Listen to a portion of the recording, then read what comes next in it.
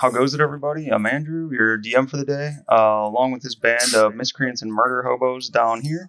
We're the Dirty Rollers, and this is the Mudbutts Goblin campaign. Mudbutts tribe resides on the far eastern side of Wildmount on the Blight Shore, and the tribe currently calls the giant horizon-back tortoise Toltalden their home. It's a kind of a mobile base of operations on the Blight Shore. If you end up liking what you see today, go ahead and do the whole like, comment, subscribe, and most importantly, if you could, share a link with one of your friends. Even just sharing it to one person helps out a lot. And finally, if you're new, thanks for joining us again. And if you want to learn more about the characters, if you're just jumping in, we'll have a link to a video with our in-depth character intros and descriptions, along with a bit of the setting down below, and you can check that out. So thanks for joining us, and let's get started. So James, you remember what happened last time? You want to give us a quick rundown? Thank God for James. Yep. I don't know about that. This hangover's done a big doozy on me. All right, I'm gonna go back. Melissa takes really good notes. This is off memory. I didn't even take notes. But I'm just weird like that.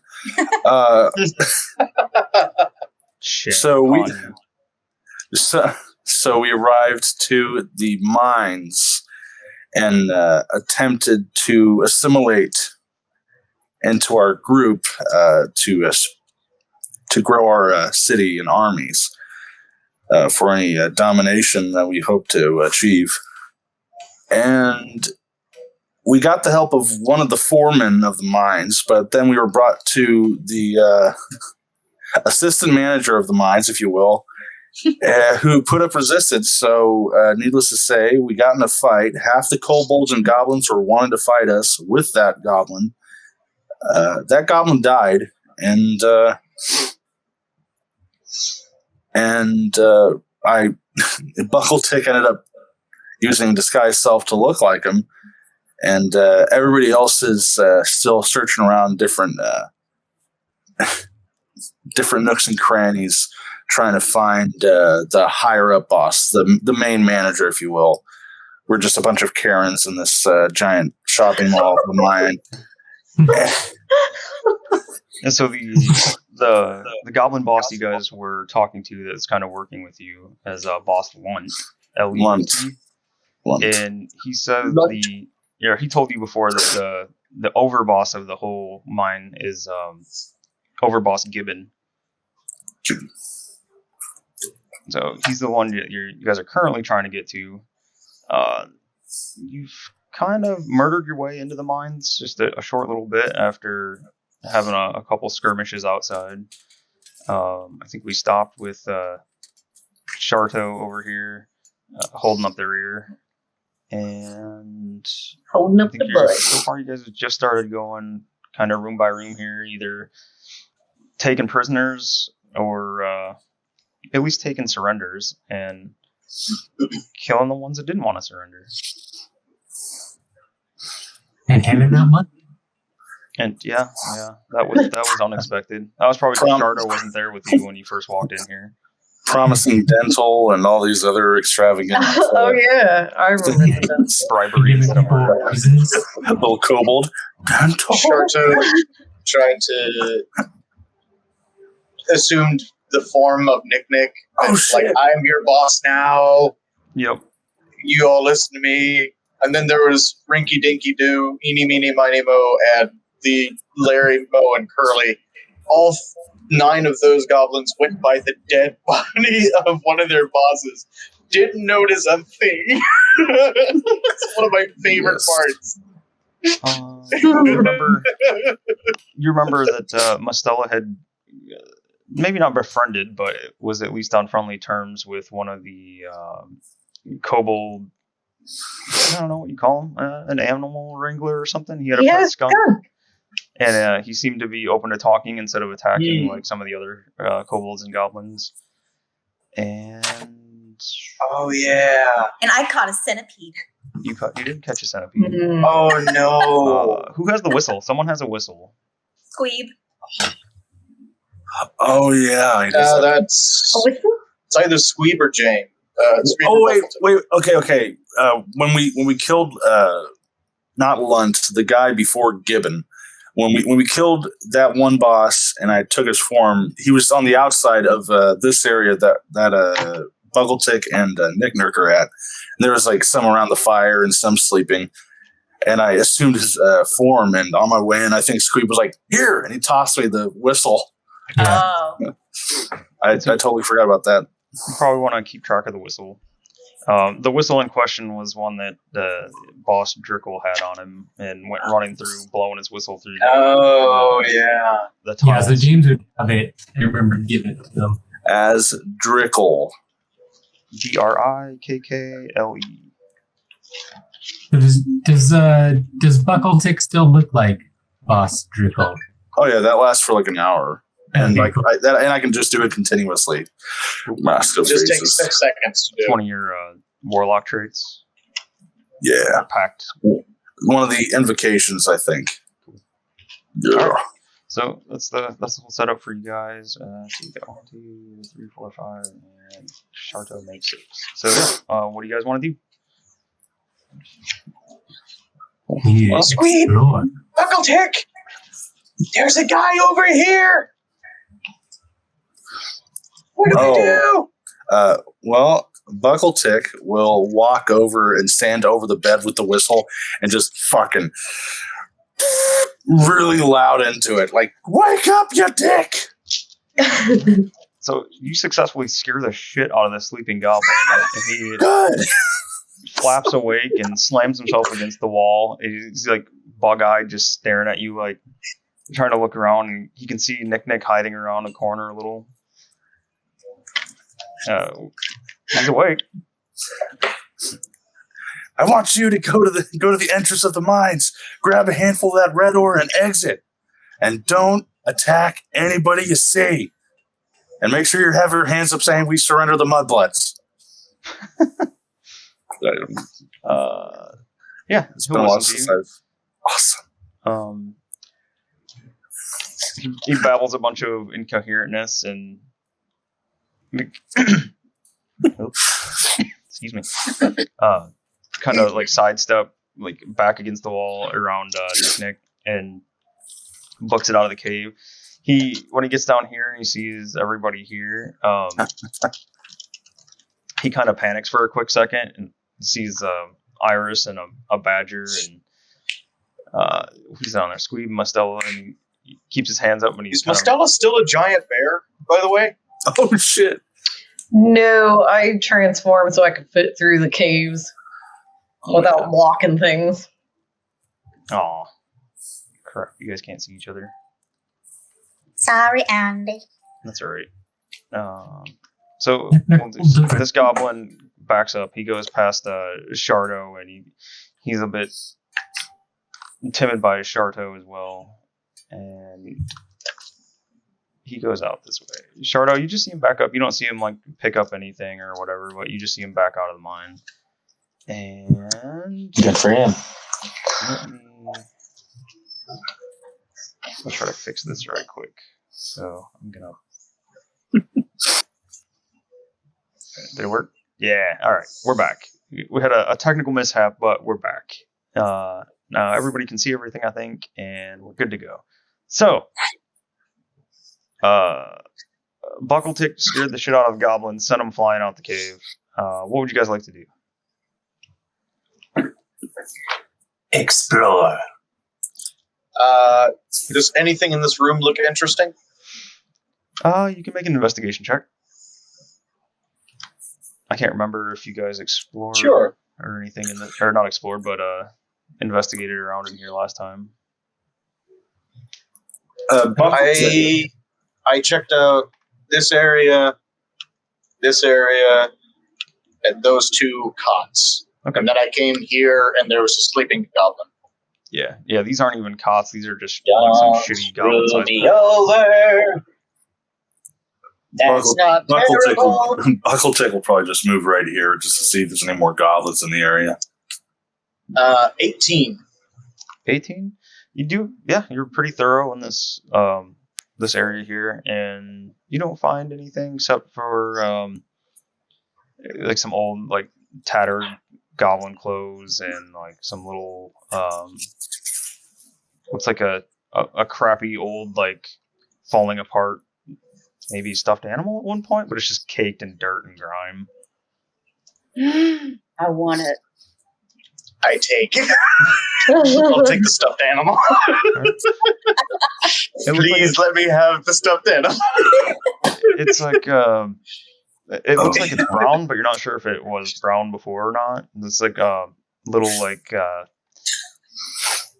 approximation of a goblin, maybe. It's hideous and it's filthy and there's holes in it and whatever is crammed inside of it, like straw or something. It's like it's almost like falling apart.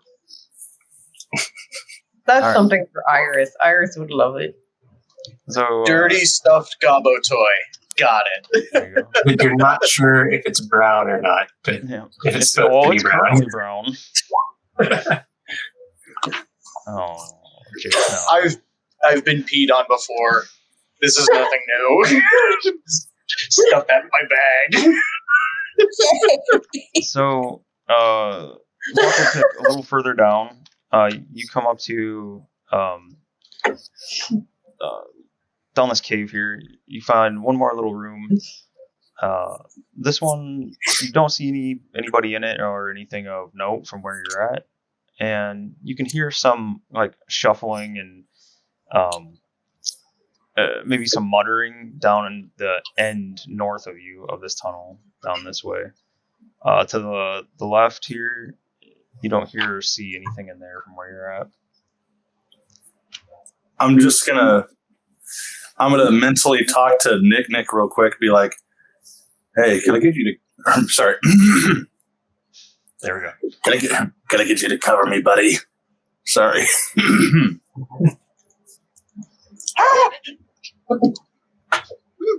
Then I physically speak it down here. Nick not realizing that you're being talked to. We all float down here, Georgie. Should we be following behind you? Are we in turn order, Andy, or are we? There we go. No, there's no turn order right here. This is just you guys exploring around. Oh God, everything's gone dark. Should I go get the others? Let's go find the others, Mostella. Come on, Let's go. Steve. Sure. Talk. Okay, I'll go find the others. Have to move my token. Andy? Yeah. I can't Walk see through the fire anybody. Like, Oh, hello. you shouldn't be able to see anybody except for maybe Iris at the moment. no, I mean, like, everything's gone dark. Even with my whole 60 dark vision thing that it was let me do, it's totally gone dark on me. Like, I can still see my token. It's just, I'm just like, whoa. It just came out of nowhere. Not whole now black- either. Nope, nothing. Hey, Melissa, if you just click on your token, you can move your token around with your directional keys. I'll have to remember that. Stella. I can't move my. Is it working I can't for you? move my character. Holy crap. Why you no move, Stella? I come help you. I know kind of move. All right, what about now? Come, I grabbed your arm. Nope. I can move Precious, but I can't move Mostella. We'll Ah, try that's again. good enough. Come, Precious. Bam. We're going again. More technical mishaps. We got this fixed. All right, let's go. So, Buckle Tick, you're up there at the mystery tunnel or mystery room, whatever. What would you like to do? I'm just going to take a few steps just to where I can see and hear. All right.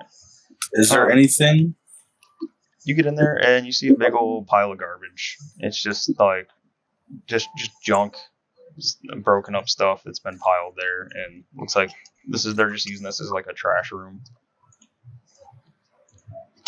I wave over Nick. Hello. I don't know, but there might be something valuable in there. I'll help you. Nick just dives into the trash pile. You want to look together? Yeah. Whee! Can I help by giving her advantage Sure. at all? Yeah, you guys can search through trash together. Yay! You never know, man. You never know. Trashy goblins. You guys. I find mean, a I bunch of already chicken. have a dirt or poop covered goblin toy. That is true. 21. 21.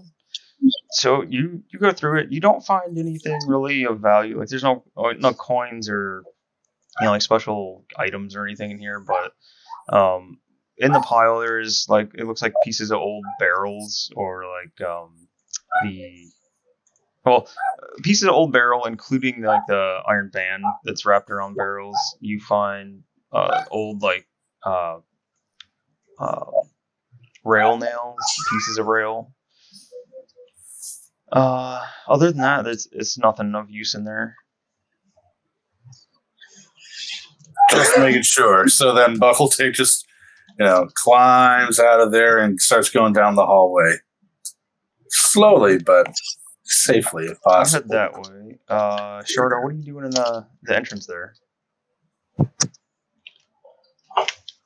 Can I move up this passage here? Yeah. Like, I know they went this way, right? To the right. Yeah. Can I just slowly go up this way? Yep. And I want to stop before I get into any light sources. Okay. So you don't see any light sources up this tunnel. It's still a pretty dark tunnel. You can tell from all your time in the Underdark and escaping the Underdark that this is all like worked stone. These aren't natural. And then this room on the right, you see a faint, maybe not a glittering, but something catches your eye in this room. Just a small circular room with a bedroll and a crate in there. And on the crate, you can see a small pile of gold. And second.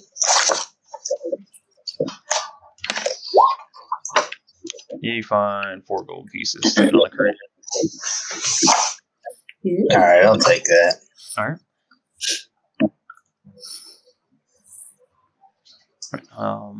So yeah, it's just a crappy little bedroll in there. Let's see. Guess I'll just keep going up as far as I can. Okay. So on your way by, you pass another little side entrance on the left. Just no light source down that way either. But this is a tighter corridor. It's still got the work stone on either side, but it's a smaller, like tighter passage that way. And from where you're at now, you can hear and see at the end. There's another goblin sitting against the wall, and he looks like he's sitting down fiddling with something in his lap. He's got, I don't know, from here, hard to tell, but it looks like he might be just like messing around with a spear or something, or tying something around a spear or a stick. Is there any light coming through this tunnel yet? This tunnel, no.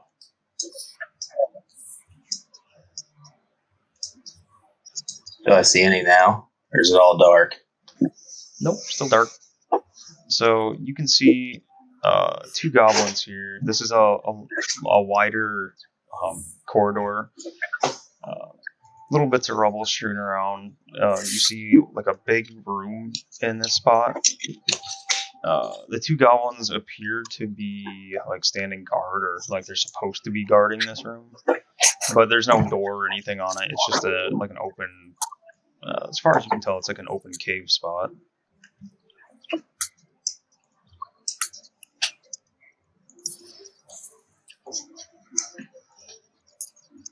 Are you? Can I try to sneak past them? Are you Huh? like functionally invisible at the moment? I am. As long as there's no. They have to use dark vision to see me. I'm invisible. Okay. So yeah, there's no light source down here, so you would be invisible. So go ahead and make a stealth check.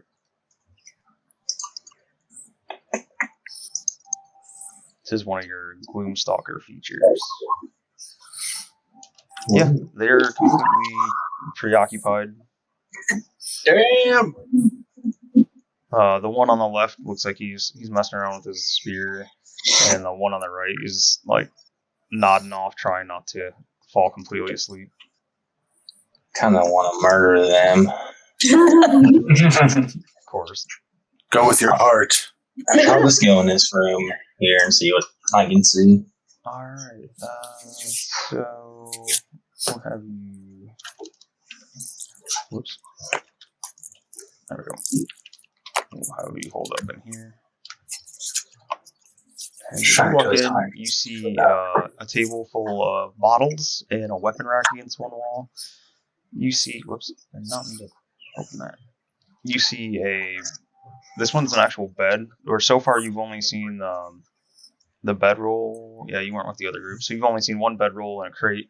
This one has a bed. It's kind of a shitty bed, but it's still a bed that's up off the ground with some kind of mattress and a small chest at the end of it. And in the bed, you see a sleeping goblin.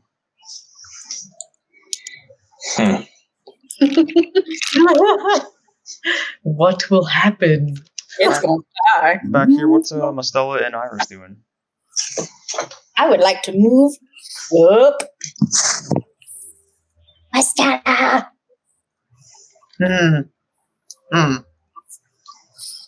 And then I walk into the back of a chicken butt. Ugh, Clang. fuck talks. But What does this room smell like? Roll Ew. a smell check. What do they smell like? Your senses. Natural 20. There's your natural 20 for the day. Wow. yes. I used It it for a smells- sniff. It smells like dirty, unwashed goblin. It's just like BO and earth and So it smells like Iris. yes. Are there any animal smells anywhere, or is it only goblin? No, you don't smell any animal smells up here. Well, that's stupid. Also, in this area, since you encountered goblins and kobolds out there, you distinctly know that there doesn't appear to be any kobolds in this area. It's all smelly, stinky goblins. Mastella snorts in annoyance. All right. Can I have that as a t-shirt? Snorts and annoyance.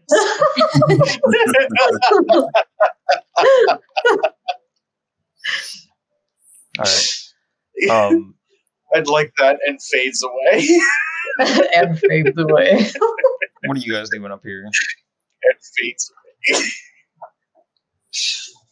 who are you talking to, Andy? This group here, you guys are all bunched up together.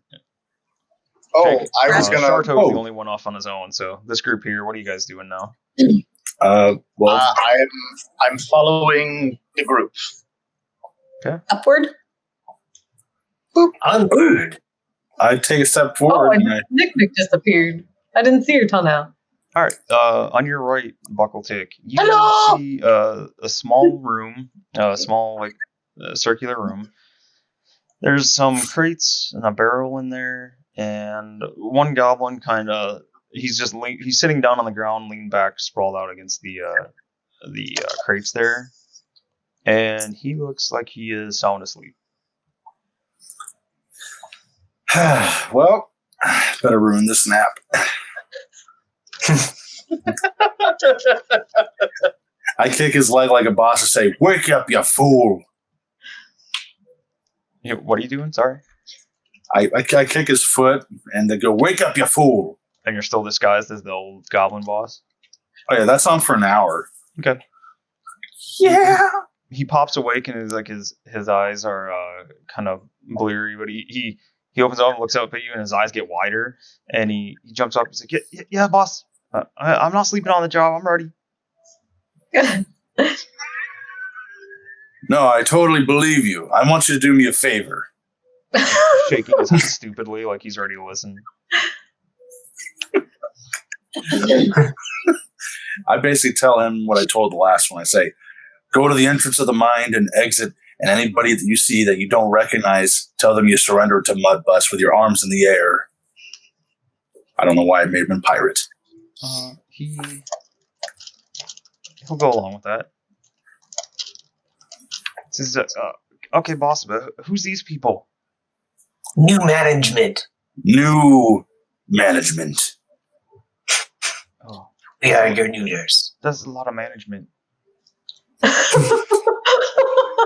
New health plan, new dental, whole shebang.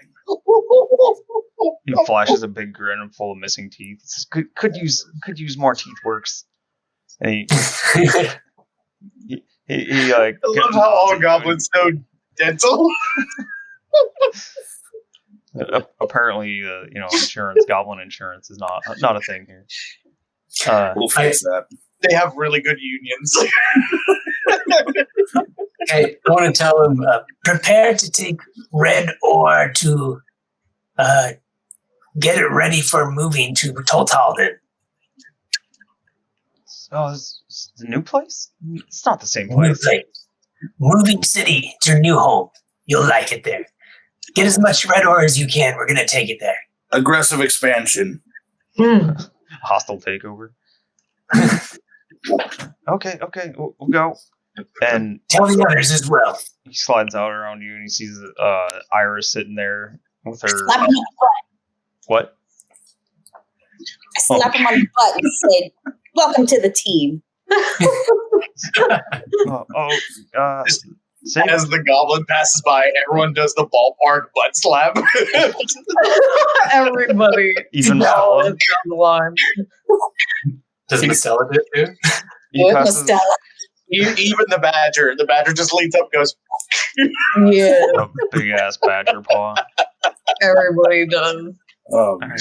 So he goes on and he disappears down the tunnel and heads out into the main mine area. With a sore ass. The sort of at least 4 handprints, goblin size handprints on a goblin size butt cheek. oh, man. it might be the cleanest his pants has been in a while. Alright. So let's see.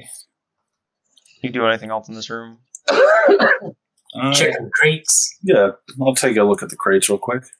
Okay. So one of you guys can roll investigation with advantage. I'll give Squeeb advantage. All right. Investigation. My intelligence is not too good. Brr, brr, brr, brr. Your intelligence is just fine. It's You're a smart normal. guy.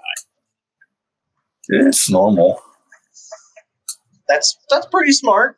All right. I got 19. All right. You go through it, and this seems to be. It's a shame you're not on the Garrow character, because the first crate you pop open, it looks like a bunch of salted meats or jerkies. It's like a storeroom. Oh, The next crate, this one appears to be full of like some new to them, but definitely used mining tools like different hammers and picks and things.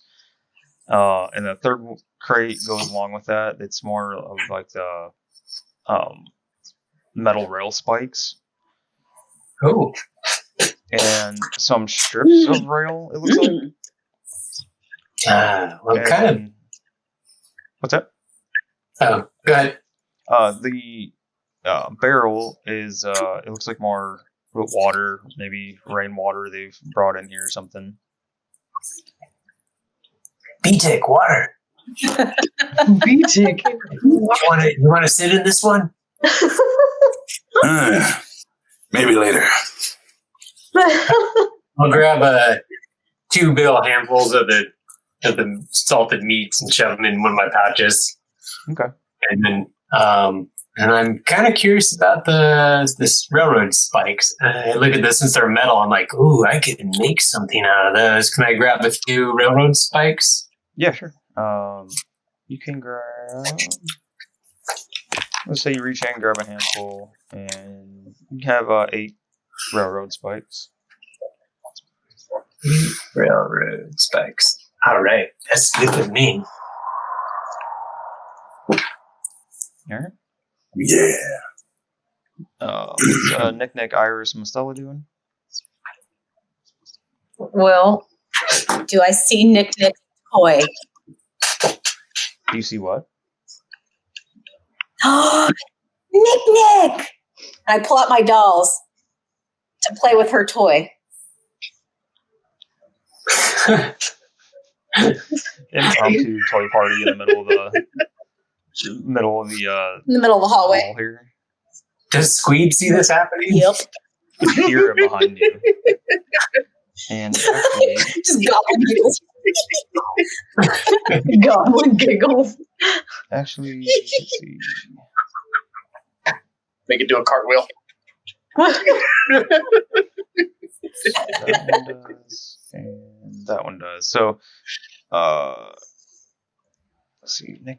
Oh no, did I wake them up? So as you guys are Love sitting there it. playing with the dolls and the weird stuffed toy thing, this goblin, Oh God. he kind of perks up and he says, "Hey, what are you goblins doing down there? Go back to work.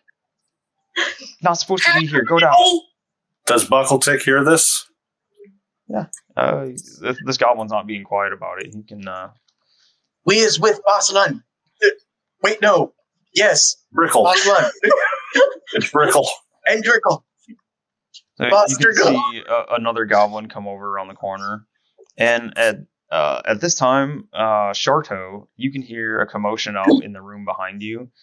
It sounds like the goblins that you snuck past into the room here are confronting what sounds like the rest of your group. There's no sounds of battle or anything yet. You just hear talking at the moment. Can I open his chest? Yeah. Go ahead and make a. Let's see. Oh, slide a hand check to see if you can open it. Or, yeah.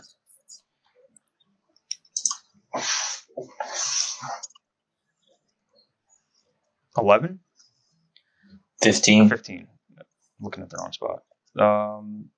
Yeah, you can pop it open. Inside, you see probably out of all the goblins and the kobolds and stuff that you've passed, most of them don't have very good clothing or like gear or anything. And in this trunk is like a really nice pair of goblin-sized boots. Mm. You see a short sword laying across them, and 2 small bottles or vials. I'm gonna take that shit. Okay. I'll take that shit So you get right now. so for now, you have like just a nice pair of goblin-sized boots, the short sword, and 2 vials of something. Is that dude still sleeping? Yeah, you did not wake him up yet, and he doesn't seem well. I'll see if the other commotion out there will come up. Can I just move there and watch the dude sleep in and see what's gonna happen? Creepy. Stare there, stare intensely Watch while him he's sleeping. sleep. All right, yeah, he definitely like once the commotion starts out in the hallway, he starts shifting around a bit. But he doesn't appear to be awake yet. Then back out here, the goblins are saying, we don't know you. The boss says don't let anybody by, so just go back down that tunnel. Go back, go outside. You're not supposed to be here. Ooh. You don't know Drickle. Me. We know Trickle, but Overboss Gibbon says nobody here. Even you. Sorry, boss. Go back.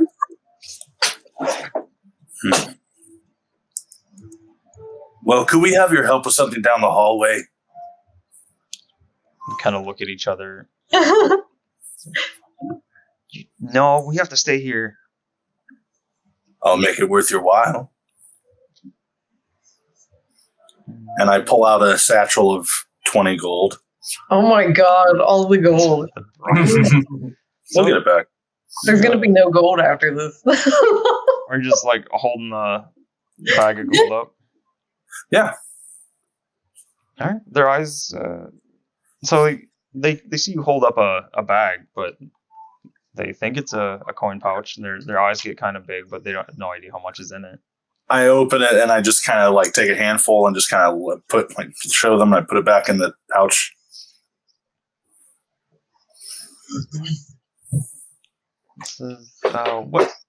What we got to do? We're supposed to stay here. Well, it'll be quick with more hands, but in this little storage facility in here, we need to move some crates around for new inventory.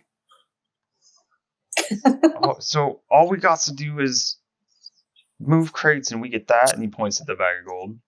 Yes. And they look at each other, and the one on the left nods, and the other one nods back. And maybe. How about you roll a persuasion check for me? Persuasion or just on it. Okay. Oh, are you lying? Do you plan on giving him a gold? We're to that murder party right now. Yeah, so, that's what I was thinking too. Yeah. Let's lure him in. So deception then? Yeah. Yeah, roll deception then. Alrighty. Regular? If you have no it's advantage because they're pretty enticed by the gold offer, and they're okay. First roll, please. All right, I'm gonna do the second roll because I rolled a 15 altogether for that first one. Please, Lord. It'll be 15 for that higher one. Right. Yeah, they take the bait, and don't forget, you guys, with advantage or disadvantage, you can right click on whichever roll and then choose which one you want to use. Right. There's not really a right or wrong way. It's just saves you an extra click. So they say, yeah, we'll help you. And what you need? Where at? Alrighty, I lead them down, and I kind of wave the other ones out of the way, wave the friends out of the way, and I lead them into here. No, I wave them out of the way, out of the room, because this is going to get wide. Actually, you know what? This is actually good right here. It's going to get wide? It's going to get wide. And I point to these boxes, and then my eyes roll to the back of my head, and I cast, 1 second, Arms of Adar in that area. All right. So, hold on, let me mark that spell off. Sorry. Nick wants to dance around in the arms. Yep. Okay, so... oh, God. Okay, I invoke the power of Hadar, the dark hunger, tendrils, energy erupt from the batter all creatures within 10 feet of me. Each creature in the area must make a strength saving throw. On a failed save, the target takes... It takes 4d6 altogether because it's a high level. Spell slots? This is one of my spell slots. All right. What's the save they have to make? They have to do a strength save, and the DC is a DC of 15. And on a failed one, they take the full 4d6 of necrotic damage and can't take reactions until their next turns. And on a successful one, the creature takes half damage and suffers no other effect. All right, you must be awfully murdery. But the first one rolled a 12 and has a -1, so that's an 11, and he fails. The second one rolled a 4, -1 is 3, so he fails. All right, let me roll that damage die of necrotic. I think the only way you could manage to not kill them with 4d6 is... Oh, I rolled high on it. 15 necrotic altogether. And so you're... are these your like hooked seaweed arms here? Hooked. You can flavor it. Yeah. I would just say kind of like dark tendrils with some like hooks in the suction cups, like Humboldt squids, but they're just kind of pitch black. All right. So your arms come shooting out of you and just shreds them. Shreds the both of them. They don't get their 20 gold. I keep that 20 gold. Yes. And Screen claps too.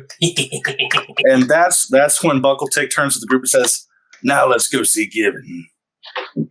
Okay. Could I hear that happen? So from where you're at, Sharto, down that hallway, you just hear like a bunch of nasty slurping and like some like dark whispers.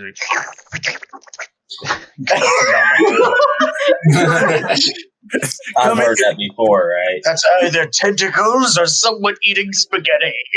Come in here; it'll be worth your while. Either Buckletick's in the area or someone stirring macaroni. I Is hear there that anything- go off. I'm putting arrows in that guy. Yes. All right. So you can Arrows or that new sword? Arrows.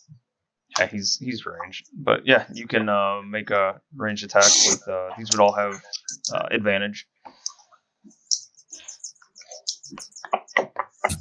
Do it. You got this. Murder. Oh. Ooh. So the first one definitely hits. Sharto ain't playing. And I want to hit him with the favorite foe, which is another 4 plus my 10 for sharpshooter. Okay. So 22 altogether. All right. 1 second. I gotta remove some things here because you guys do things wonkily. We did things what? Well, wonkily for me, but fine. Like nothing's bad. I just have to. remove some things. Wonkalicious. All right. I see Piper. Actually, I didn't say sharpshooter before I shot, so it'd just be 12 total. 12. So I'll have you guys. So this will be your surprise round, Jake, but I'll have everybody roll initiative. I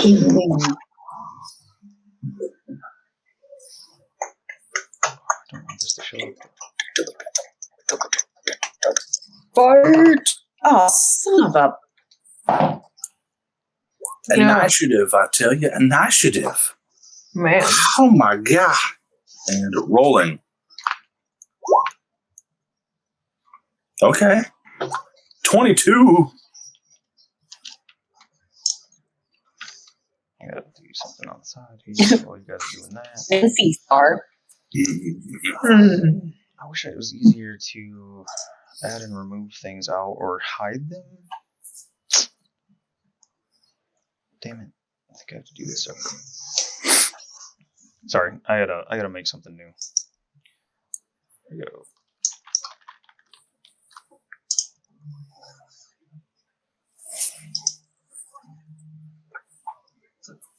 Piper, come back.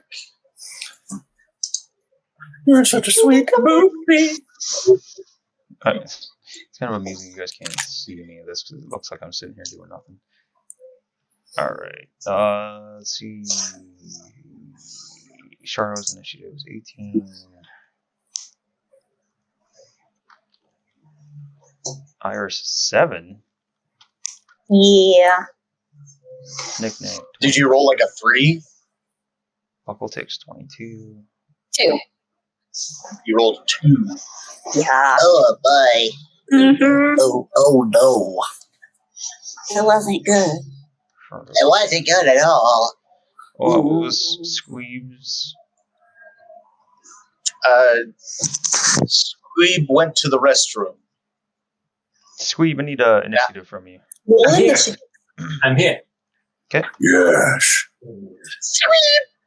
I rolled a 18. 18?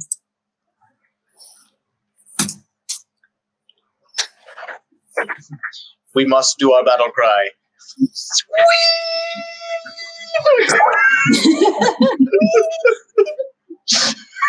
Bucklefish, what's your dex? Oh, Nick Nix is higher than mine. My dex is sorry. 2 or 3? No, it's a. I'm sorry. It is a +3. All right. So you go first. Oh no, what are we initiatizing with? The goblin we're about to pop a cap in. All right. So Sharto takes those shots on sleeping Gobbo in the bed. You did 8 total, or did you add something else there? It would have been 12. 12? Do I get my full round of stuff on this? Yeah. I mean, it's a full surprise round. He's sleeping. No, right. I'm going to sharpshooter him again. Shit. So -5 on whatever that pops up. You don't know. Just thinking arrows into sleeping goblin. Yeah, 18 to hit hits him. This goblin was like farting in his sleep, had some gas, and then all of a sudden, Plus another 19 on top of that. Ooh, yes. All right. So 27. So you pin cushion him while he's sleeping. You hear a couple yelps, and so you roll a d6 for me twice. 2. All right. So you manage to hit the back of both of the same leg. It's like sleeping on his side. You plug him twice in his left hamstring. You sunk 2 holes into him. oh, He's Still alive. still alive. He wakes up screaming and sputtering, and he's super pissed. He starts yelling for his guards. And doesn't get Good. an He gets answer. another arrow.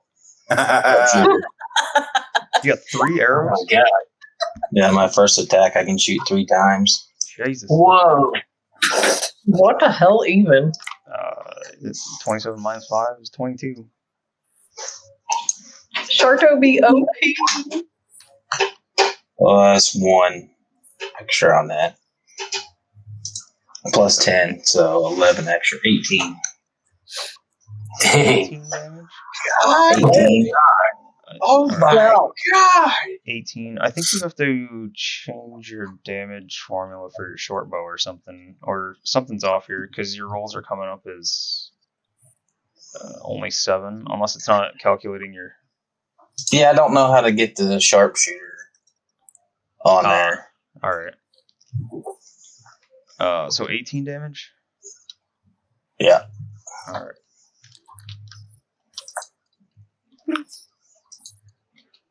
You hit him as he's scrambling to get out of bed. Roll another d6. 4. This will be his... You shoot across his body and hit him in his right arm, and you knock him back. He lands on the opposite side of the... Or not the opposite side. He lands behind the bed, like he falls down. Like you can't see him now. He's down below the bed. You hear him yelling out, and he's hurting. He's in pain. You moved anywhere? I'm good. I'll move there so I can see him again. All right. Is Sharto part machine gun or something? So you can Span of 6 seconds, you loosed off 3 arrows. No, that's not even full 6 seconds yet. But you can see him like he's got his back against the wall on this side, and his right arm's just kind of hanging down limply on his side, and his left arm is reaching for something under the bed. And you can see the 2 arrows sticking out of his leg on his left side. All right, Makes so me happy. Buckle-Tick. All right. Well, Buckle-Tick is gonna move over. 5, 10, 5, 30. Now, can I see Gibbon over here, or who I perceive to be Gibbon? You don't actually know there's anybody in there yet. You just heard. Well, I mean, you don't know where they're going to be at. You heard the screaming and yelling, and you can't see Jake really. If Jake doesn't want to be seen. Yeah, but is the guy making noise that he just got pin cushioned in the leg? Yeah, you can't see him on the other side of the bed there. 1 second. Oh. You all right? All right. Yeah, you can't see him. He's down below the bed. Alrighty. Well, I'm going to ready 2 Eldritch Blasts as soon as I see him. All right. So you hold your action for 2 Eldritch Blasts. Yeah. All right. On his turn, he is reaching under the bed, and Sharto, you can see him reaching for something that looks like a large, like bronze coin of some kind. Wait, did you skip Nick Nick? Did I? Yeah, I think she was in first in initiative. Whoop! Yeah, I think I skipped over. I'm sorry, Nick Nick. Here, let me back up. It's fine. There we go. You can stay there, James. I don't think it's gonna matter. All right. Nick. I mean, she'll have to dash to get up there anyway, so I don't think it's gonna change anything. But yeah, it's your go, Nick Nick. Sorry about that. No worries. So 5, let's see, 5, 10, 15, 20, 25, 30. Where am I hearing the noise? North of you. You're hearing it up here in this over room by. here. Okay. So that's 25, 30. So it's 30 there. And then I need to check something real quick just to make sure I read it correctly.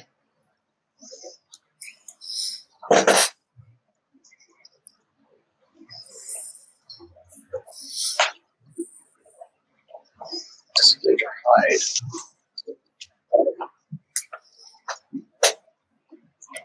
I will drop my phone. Good start. Nick has a cell phone? Yeah. Yeah, that's the toy I found off the ground. It's Goblins be covered in poop. I will bonus action dash. So 35, 40, 45, 50.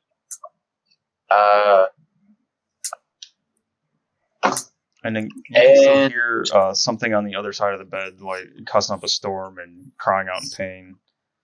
You hear some like fumbling around under the bed, or on the other side of it at least.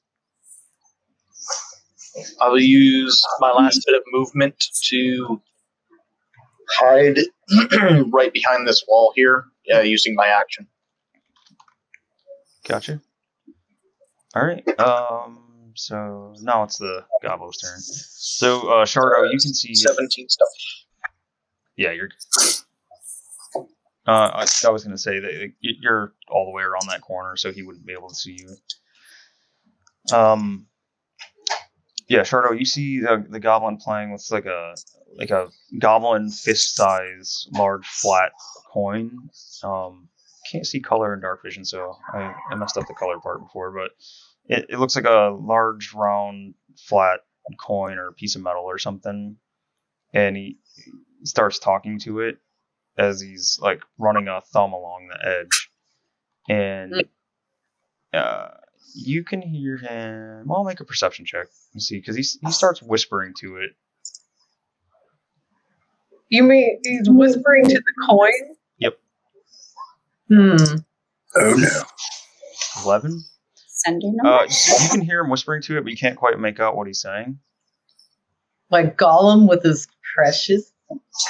Or like the wire that not uses. No, Pee pee poop. no, Pee pee poop. Pee pee poop. just over a 10. You can hear. It sounds like he's asking the coin something, but you can't quite hear what he's saying to it, and let's see what he's got. Yes. All right. So he's whispering to the coin, and he ducks under the bed.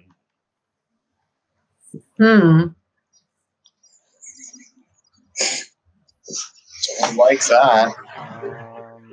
Let's say, yeah, that's it for him. So his action will be using the coin, and his movement is going under the bed.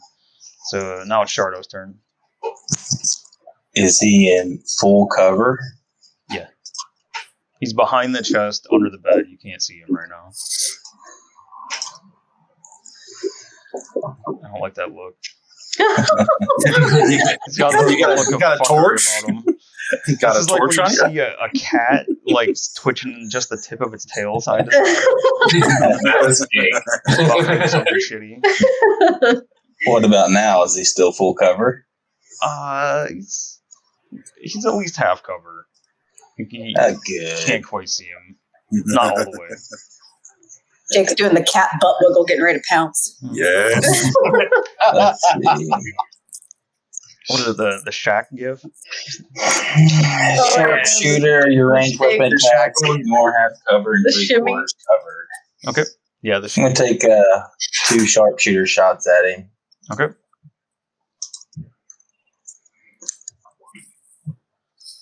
Oh. So 19 hits. Oh. Yeah. Plus 13, so 20. Jesus.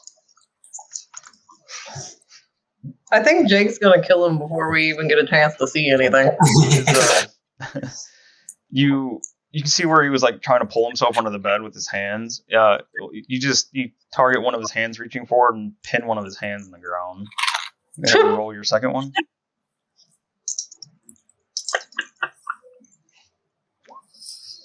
No.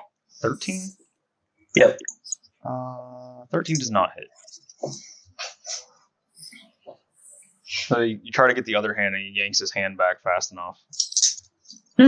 So he's still, you can't tell what kind of shape he's in because all you saw was a hand, but he's still alive. But you hear some heavy breathing under there, like he's probably not doing so hot.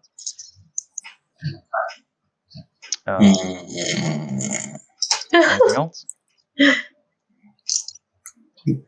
No, I'm good. Like, since I'm invisible, do I need to even worry about hiding? I don't think so, and I also have to look up your invisibility crap real quick.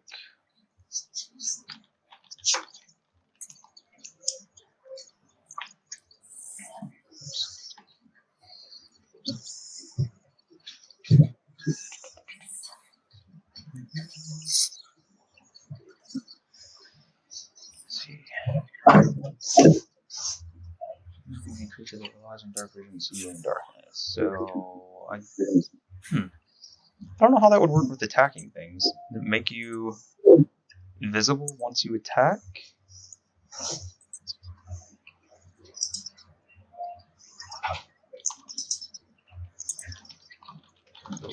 I'll look this up real fast.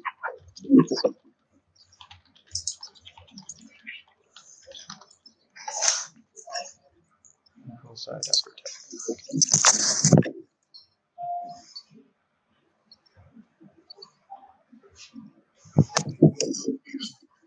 Alright, so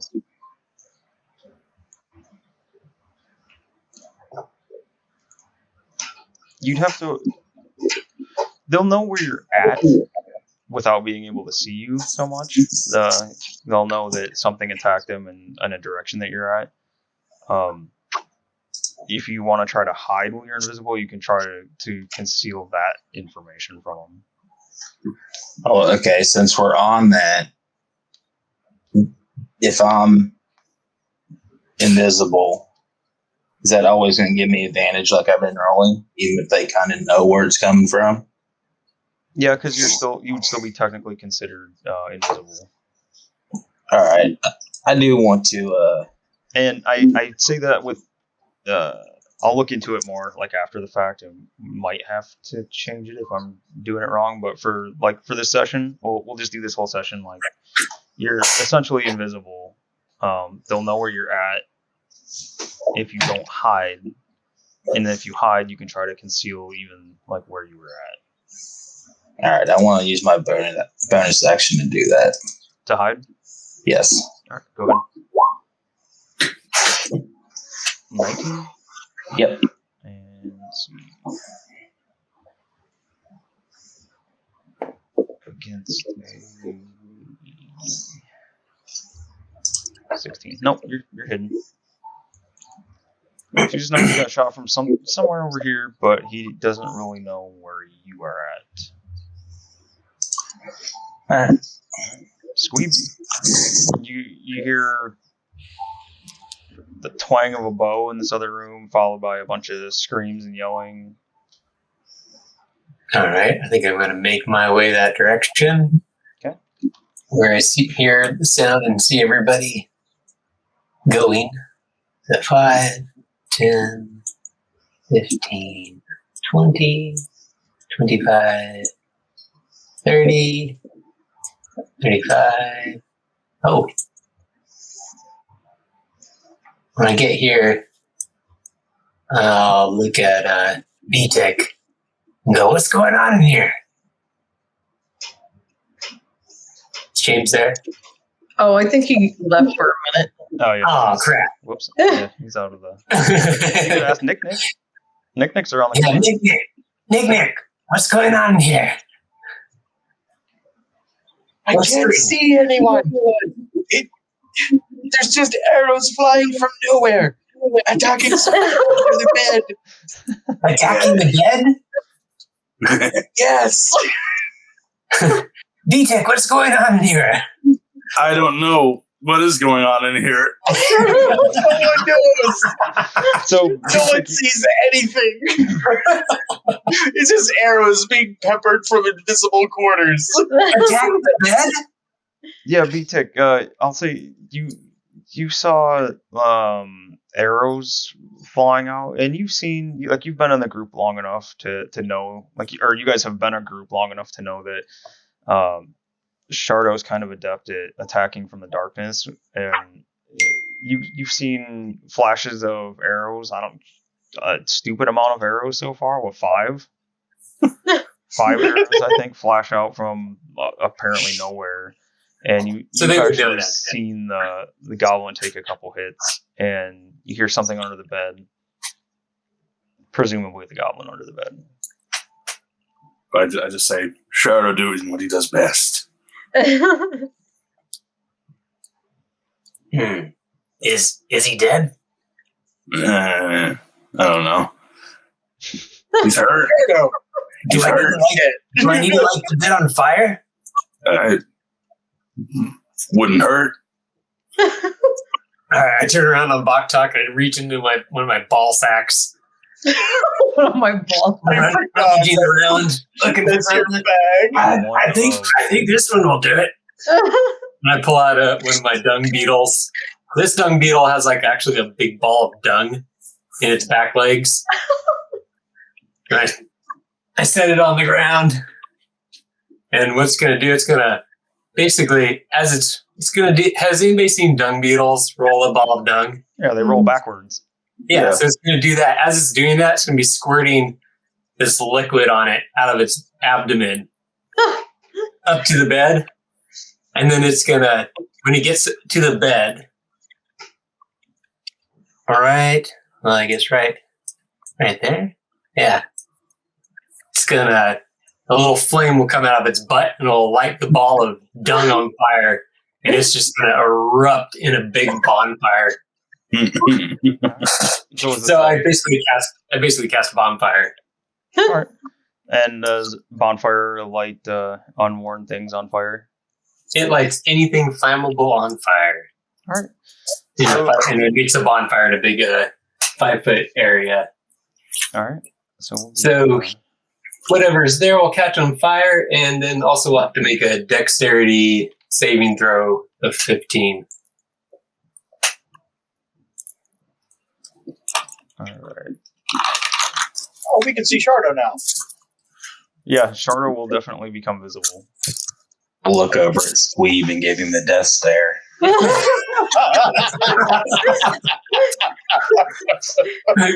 there you are, Sarko. This is flashbacks to you trying to play You the rogue. sneaky sneak. You sneaky sneak. So, you should have a dex save of 15. Yeah. Alright. Let's do, Yeah, I guess if I lit the right part of the bed, you might want to roll for that, because I don't know.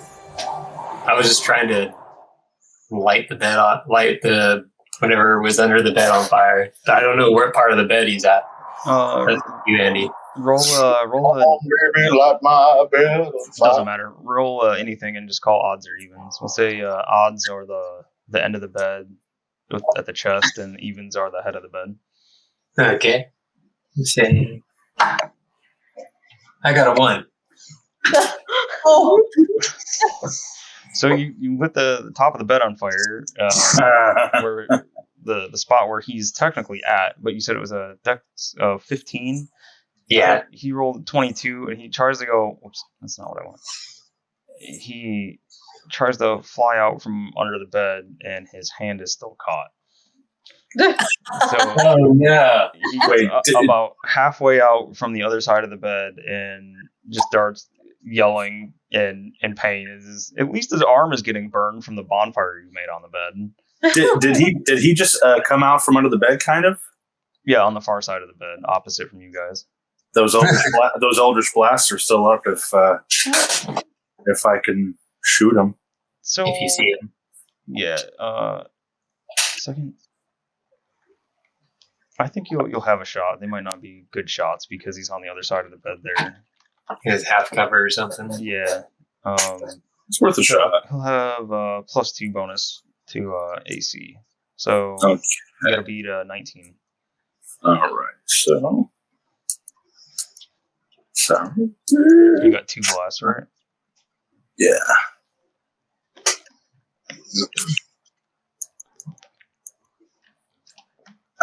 17 plus 20.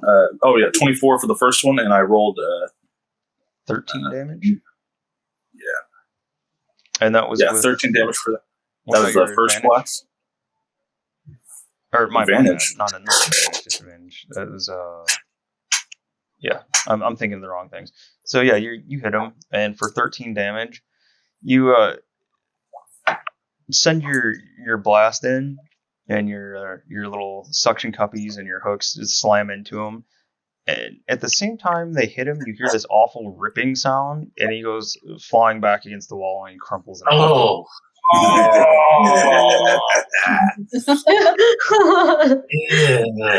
Buckletick's eyes are like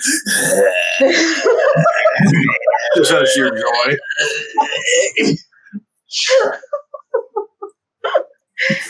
Slowly becoming more and more fish-eyed. Oh yeah. The bed is on fire, and Shardo is completely visible. Are we still in turn order? Yeah, actually.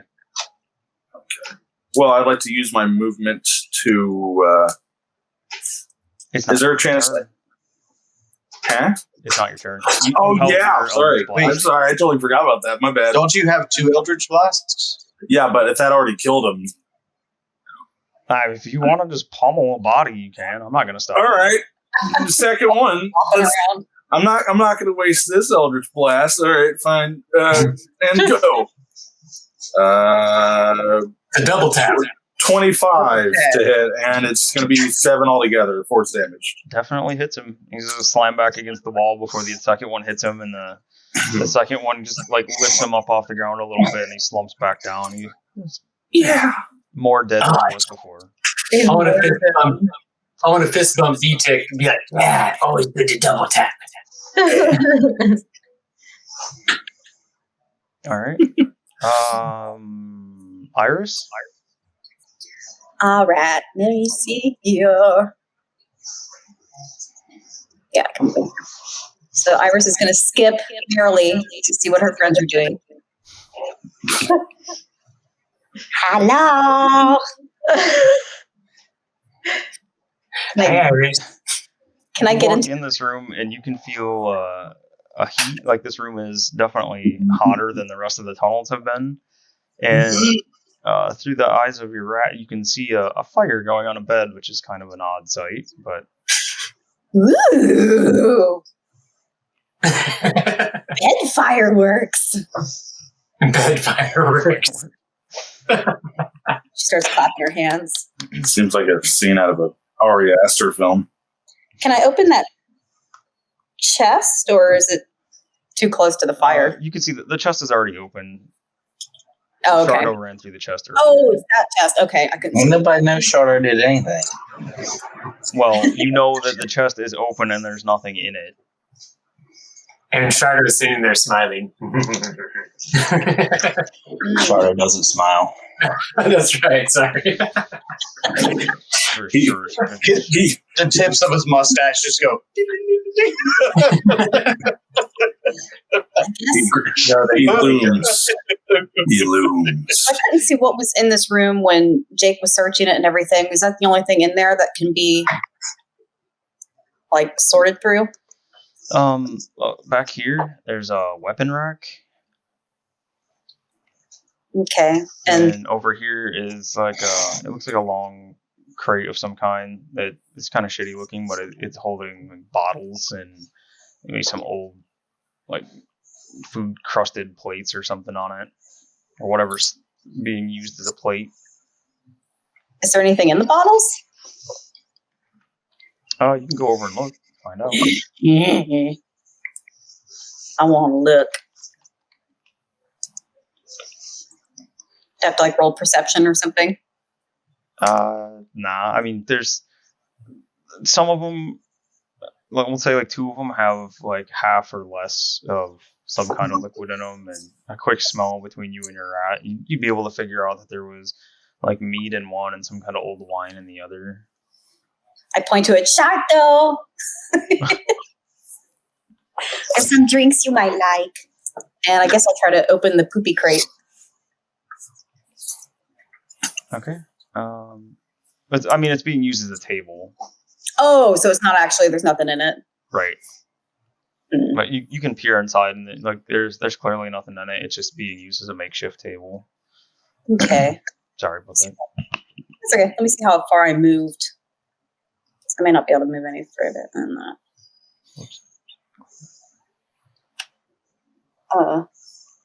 I hate not having a right click.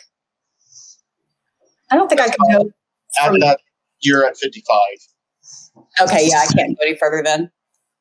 So I'll just pick up those bottles of ale and just go. Just blowing up. Just blowing on the bottles among a dead goblin and a flaming bed fire. Yep. All right. That's just critical, right? That's perfectly logical. Perfectly normal. All right. Then we'll This have feels Mastella. right. Oh, she's back. It's Mastella's turn. Let's see. We're still like doing initiative and all that jazz. Yep, gotta keep the order for now. Sneaky Andy. Well, Mastella runs up on all fours and looks around sniffing, but she doesn't really see anything. You can smell fire, and you can tell that it's warmer towards the direction of your friends. Okay, and I guess that's all I see down either way here, right? Yeah. I guess that's it for me then, because that's all my movement. You can dash and go up further. What is? I have never dashed. Does it use your action? I assume. Yeah, you just use an action to double your movement speed, essentially. Do we all? We all have that, don't we? Yeah. Okay. Yep. I guess I'll dash then. So you get another 30 with dash. Yeah, just doubles whatever movement speed you had. So like Melissa's or Iris's dash is crazy fast. Then I guess I'll move up here, and Stella's gonna look around and be like, "What happened? What new?" Yeah, you walk in and you see Iris blowing on bottles, and Buckle Pig standing there laughing. Shardo's against the wall looking all pissed off because he's invisible, and there's a bed on fire and a dead goblin against the wall. and you pass Nick peering around the corner on your way in. It smells like burning goblin in here, probably. Is there anything else interesting to look at? I mean, it's a pretty interesting scene in there, but no, there's nothing else. I guess I'm interesting as in like objects laying around. The stuff on the weapon rack hasn't been looked at yet. Everybody's kind of acknowledged that it's there, but no one's checked it out or anything yet.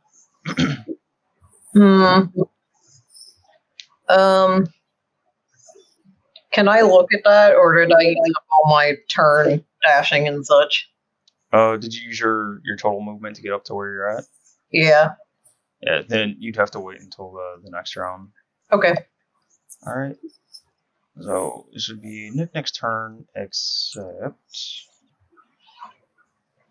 gotta do something else here. Nick is 22, 23. Buckle takes 22. Shargo is 18.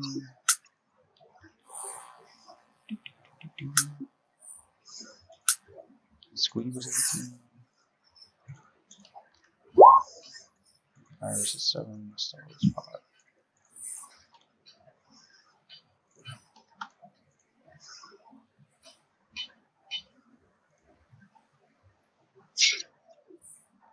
This guy should be the same. Alright. So, you guys all hear whoops.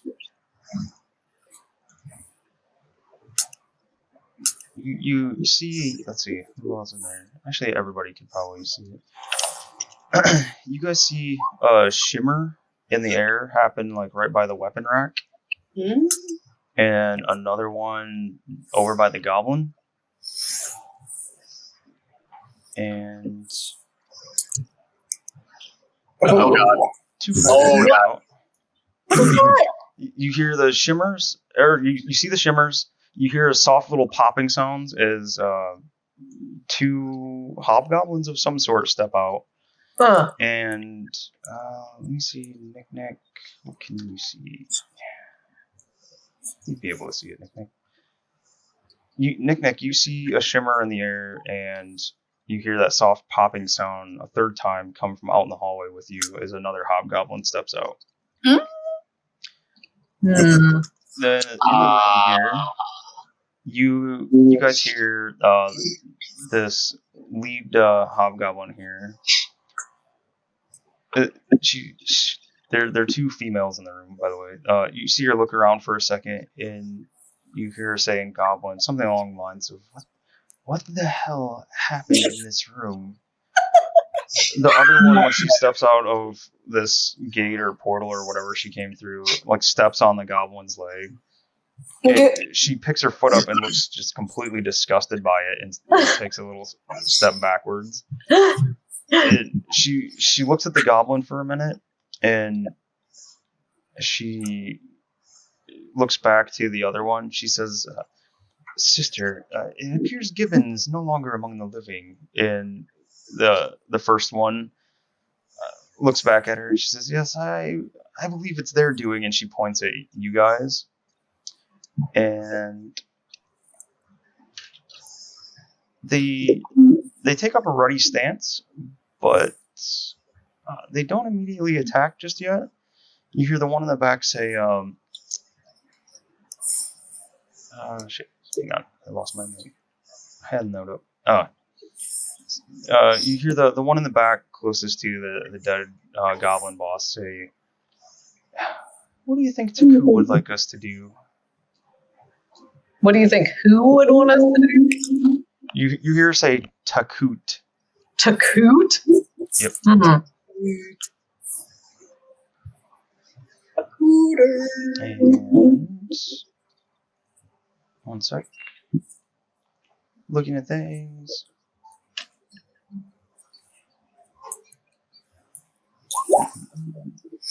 Takut. Takut. Takuut. Oh, Takut. I was so close to spelling that right. Damn it. It was close. Are these like tiefling hobgoblin somethings? No. Hmm.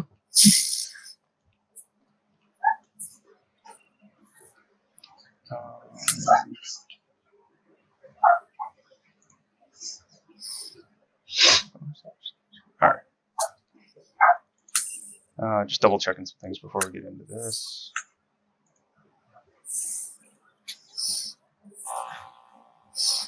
I could go for a couple Takuts myself. So they can't Extra keys.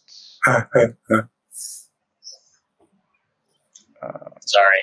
I'll stop talking now. Gotta make some on the fly corrections here for things. Okay. Alright. So I just have to put this up.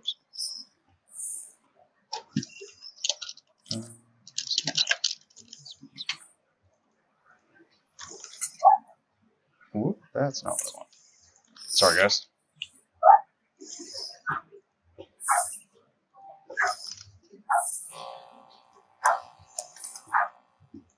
No, wrong spot.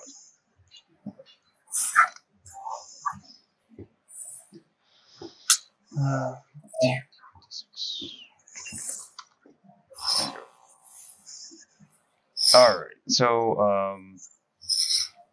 let's see. There's 1, 2, 3, 4, 5 of you. So the first one looks at. Let's see. I guess there's a roll for it. D6. Let's see. I still look like Drickle, if that means anything. Reroll ones.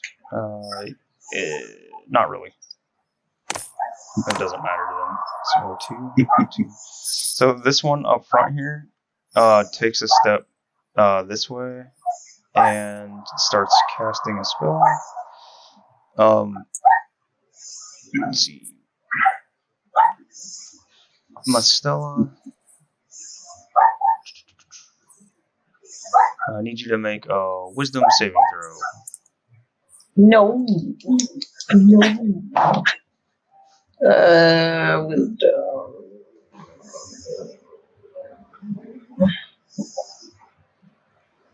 23. 23? Alright, you feel some kind of magical suggestion wash over you, but you're able to fight it off as that goblin says, please stand down and talk with us a little.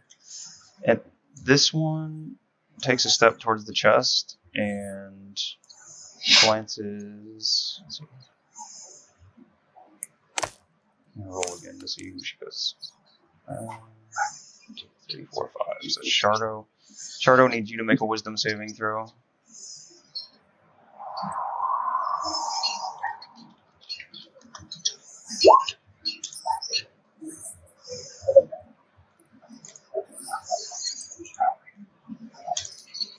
Uh, 21. We can buy copies. Sorry, I didn't see it. Yeah. So this one says something the same as you. Please join us in conversation, please. We'd like to avoid any confrontation if possible. And you can feel that same kind of magical suggestion wash over you, but you two fight it off. Don't cast shit at me. Sassy Shadow. Mastella says, who you guys? Since we're of the Takut tribe, or the Talur horde.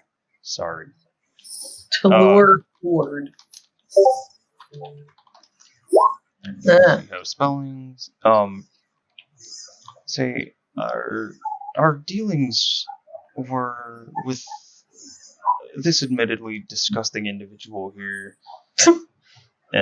This overboss, and she kind of says it with a tone of sarcasm. This overboss Gibbon, but he appears to no longer be with us. Do you know who might be running the Iron Tooth's operation now? Mustela points to. What was that? Mustela Mustela new management. Hold up one second. Oh, did we just Mustela, lose one more. Caesar? Her internet's out.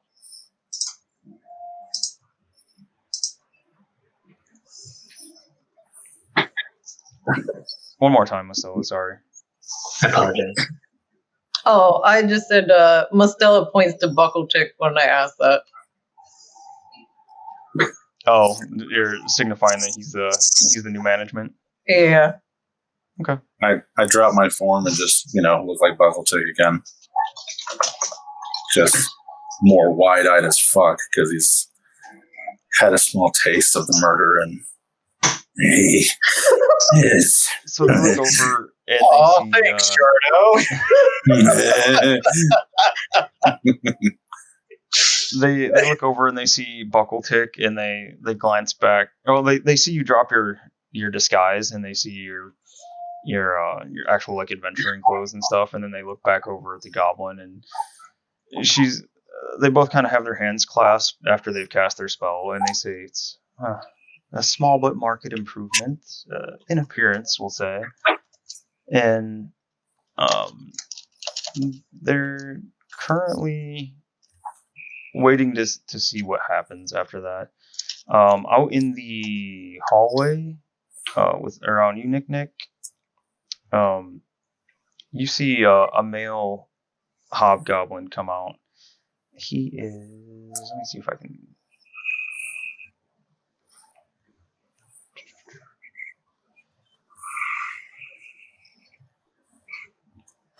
I want to show him all the info. Oh. Just look at the picture and not the info, if you could, please. You see male hobgoblin step out so with cool. robes and a staff, and he has his like leather armor, and he's got different scrolls and pouches on his belt.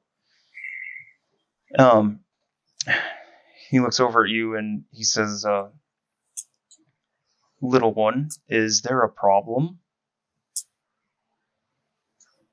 Mm-hmm. I'm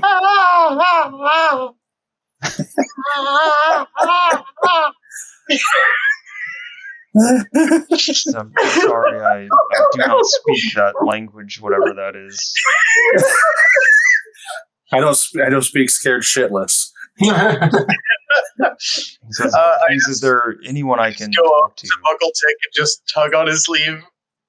Do the whole.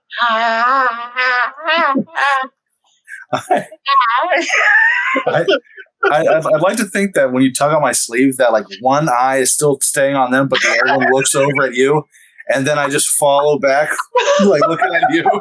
Just kind of like lolls over to the side. Yeah. You can independently control your eyeballs.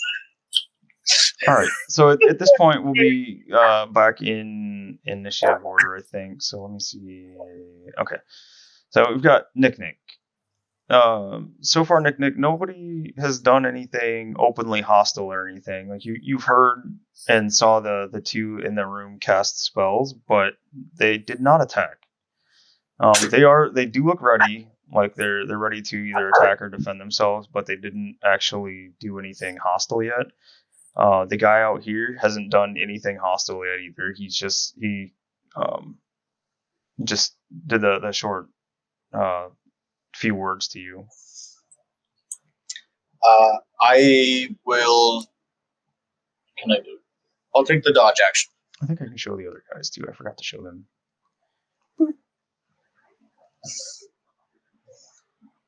Oh shit! You know that's the weirdest thing, that like the female hobgoblins get like these crazy ass demon horns on them and shit. It's a mask, if I remember right. Oh, okay. I think so. Huh. Yeah. Still wicked. Oh yeah, you can see the lips right behind the fangs. Oh, yeah, I see. Okay, Huh. that's They're wicked like- as all hell. Like demon masks that they wear. Oh, huh. Good technique. That's cool. All right. So what would you like to do, Nick? I will. Oh gosh, that's a good question.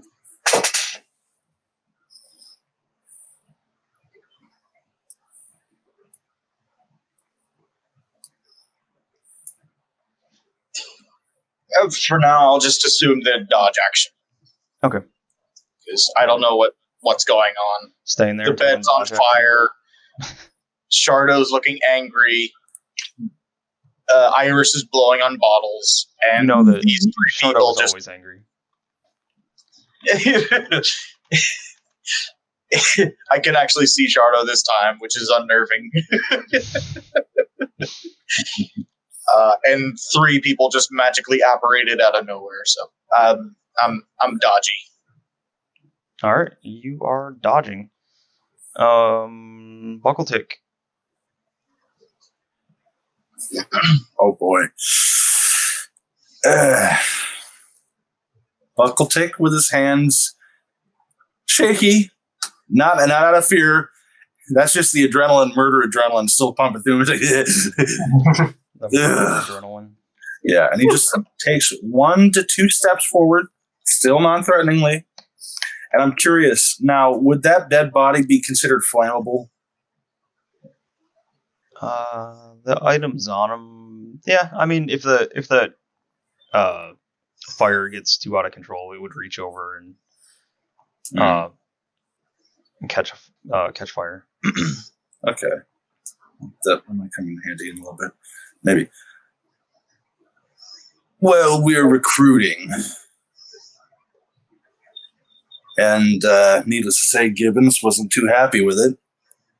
We are looking to integrate or goblins or goblinoids into our kingdom, our traveling kingdom.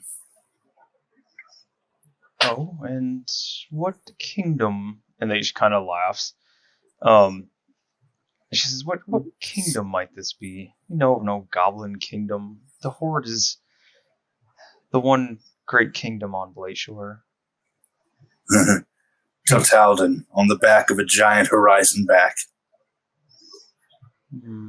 I've not heard of Talden, though I do know the large horizon back beast. And she kind of like dips her head sideways and she just taking in the information. Just to what end, though? To what end would you assimilate more goblins? Well, to take over the continent. And she kind of seems not so happy at that answer. Oh, didn't know these were good goblins. She says, by take over, you mean eliminate all others? Or not all others. The other one cuts in and she says, or perhaps we could find a mutually beneficial arrangement, since she looks over her shoulder at the dead Gibbon, Boss Gibbon sliced, smashed against the wall. She says, we do have need of a new intermediary for this operation. Can Buckletech just wave a hand, just use control flames just to go onto the dead goblin, as to be like, I'm listening? Or at least on the clothes of the dead goblin, or at least near the dead goblin. Yeah, I have no clue. You can make a flame jump over and let's see what happens. Oops, that's not what I want. I want this one. You see it sitting on his his clothes, and it's just kind of starting to smolder. It doesn't really catch fire yet. Okay. Not yet. Burn old bridges, make new ones.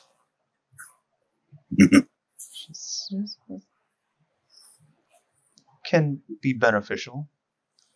Shardo. Can I get my pipe out and light it? Yeah. And just walk out of the room. All right. You lean over the bed and light your pipe on the bed flames. Walk out of the room. And you see Am I out of light yet? I don't think so. 1 second. Nah, you'd still be in the light. Look at you trying to cheese shit. What about now? He's trying to fade 1 away. second.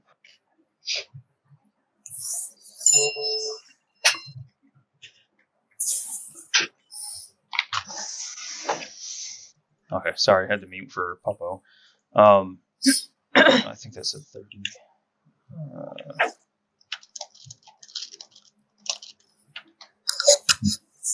30 there. No, I'll say you're in you're out of the light, the dim light there.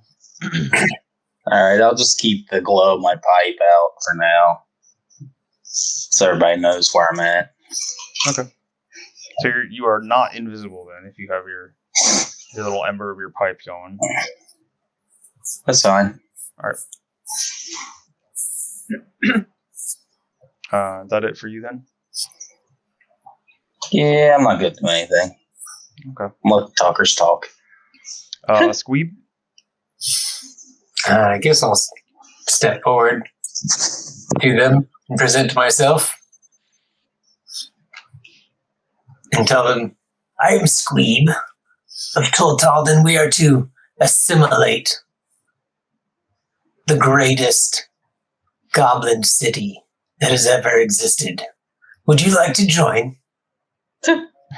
They both laugh at first, and they say, "Well met, Squeeb. The Talur Horde would join no other city. We may invite you to ours, however." Well, perhaps we could work together then. This would be welcomed. This mine is now ours, and we run the place. It is under new management. We'd be happy to work with you if there's benefits for both of us. She says, I believe we could let you run the mine. That would be no problem for us. And we'll let you let us run the mine. She kind of like cracks her lips in a smile, and she says, I laugh too. "Semantics aside, you can run the mine,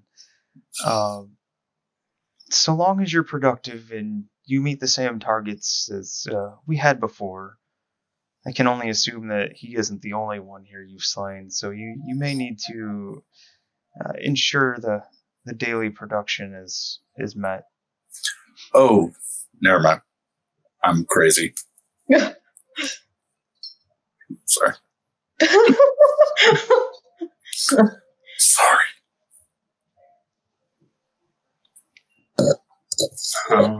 what do I do next?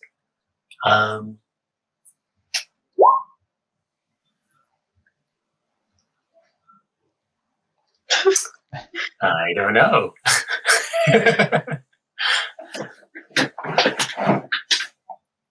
Maybe ask what they want from us or something, because they haven't really said what they want from us. Other than That's true. Well, if Where did you come from? we came from our encampment, we were summoned. And she glances at her, or not glances, but holds her hand out towards her sister, and you heard them refer to each other as sisters. we were summoned here by the dearly departed Gibbon, and usually it's nothing more than business talks, although this seems a little more pressing. And you see her kind of glance out towards the hallway as well, but she says, we weren't sure we were walking quite into this mess, but it seems like it could be a bad day turned good for both of us. Well, perhaps this mine could benefit both of our cities. Indeed. We take some, you take some. When you say that, you see, well, roll a perception check for me. Okay. Perception. 23. 23? Yes. 23, you see a quick look of, let's say, like, somewhere between, like, annoyance and anger. Like, just a briefest of flashes go across her face.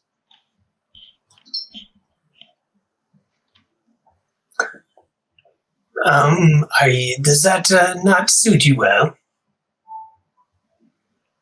She says, first, I think you should understand the previous arrangement was not actually given keeping anything except getting gold. Yes, we like gold. You can give us gold. She says the entire production of this mine, the sooth salts that it produces, we would be taking the full allotment of whatever's mined here. In exchange, you would get a percentage or a cut of whatever we could sell them for. And this would be an ongoing process. As long as you keep mining and digging further, then you keep making money. So long as you're profitable, you are allowed to keep the mines and run it as you wish. We don't care for the minutia, just the output. So you give us gold. Indeed. And we give you ore. What is the ore used for? We don't so much care for the ore, at least not as much anyway. Occasionally we may ask for shipments of just the bland ore, but mostly we just want the sooth salts. And you see her reach in a pocket and she holds up the tiniest piece of that red ore that you guys have seen. She says, all the races seem to find this a fine narcotic once it's produced. And produced. Probably not the right word. What is it called? Sooth salts. Sooth salts. Oh, soothe. Sorry. Make sure I had it right. I think we can make this arrangement.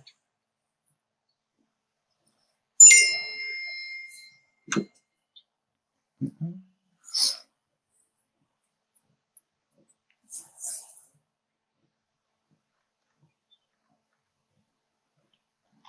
Double checking the thing.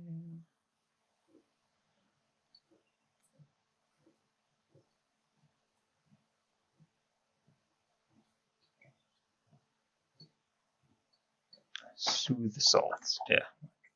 Just want to make sure I had the right thing. I guess I'll end my turn for a moment because I have to talk to Melissa trying to get her back on here. Yep. So we got the Hobgoblin sisters in here. They will wrap their hands behind their back and they'll say, "We would step into the hall.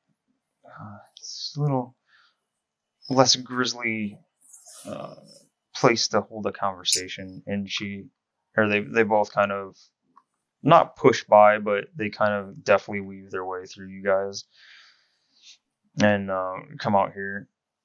And when they see the the other hobgoblin out here. They nod at him and say,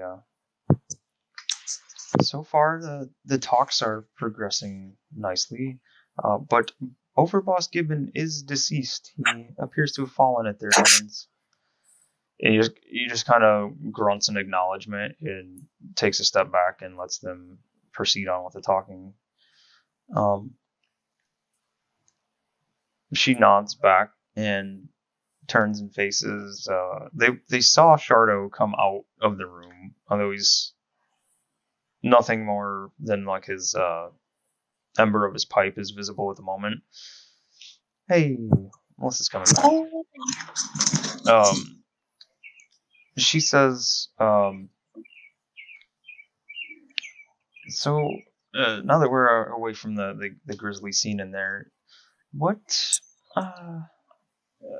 would you have any questions for us, anyone? And she looks at Nick, and the one at the top here kind of gestures for the rest of your group to come join them out here to talk if you'd like. She says, would any of you have any special requests or arrangements for our deal, or should we get to the more specific details of shipment amounts and sizes and monetary gain? Mm. And I would like to ask her, would you like to visit our king, Untitled Chapter, and discuss matters? She says, oh, if you have someone to report to, then surely we would like to talk to him eventually. And she says, hang on, I'll be right back. And she wanders back in the room, and you guys that are still in the room can see her lean down and go through the goblin stuff, and she comes back, and on her way by you, Squeeb, she hands you this coin. It's the coin that you guys saw Gibbon have. It's like the fist size flat coin, and it's like a bronze coin now. And she says, make note not to abuse this. It can only be used once a day. You can use this to summon us as an audience. We won't be able to answer every single time, but as long as we are not busy at the moment, we will step back and see what you have to say. Oh, sorry, 1 second. Aw, poor Mimi. Okay. She says we can come and talk with your king. The next time you are in his presence, please use the coin, summon us. She says just take a thumb or a finger and run it down the edge and tell us, just whisper into it or speak aloud why you would like us, or why you would like an audience with us. Do you understand? Absolutely. This thing is cool. I smell it. I take a little. And it's hard. I understand. I open up my Vargas ballsack saddlebag, slide it in. It's in good hands. I'll go up to one of the ladies and pull out one of the small bits and hold it up and go, what does it do? Oh, the piece of the ore? Yeah, the red stuff. She says it's needed to be refined down, but it makes a potent narcotic. Many people enjoy it. Damn it, Shardo. She says many people enjoy it. And many people get lost in it, and for us, it funds the Horde's activities. It's a very, very lucrative deal to supply the different like cities and outposts, and even the wayward travelers with it. And at that, it is Iris's turn. What are your names? I think you're being clever, but I actually have their names because they're kind of characters. So the first one, are you wandering up to talk to him, or are you still talking to him in the room? I'll wander up to talk to him. Okay. Bink. The first one says, "Oh, forgive us. We did not introduce ourselves, did we?" And she gives you like the once over, and you see her looking down at your empty hands. She sees your kind of attire, and she kind of grins and she's curious. Hey, are you dare I say a monk of sorts?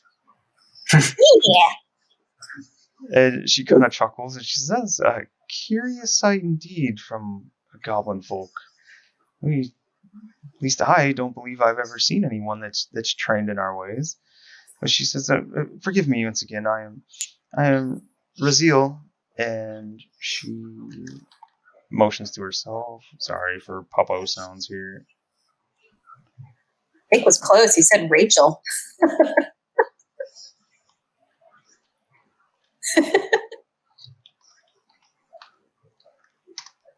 Sorry, that was the first one. And she says, "My sister behind me is Esta. Both of the Talur tribe. So if you would need a first and last, I am Raziel Talur, and this is Esta Talur. And our companion behind us is Takut Talur."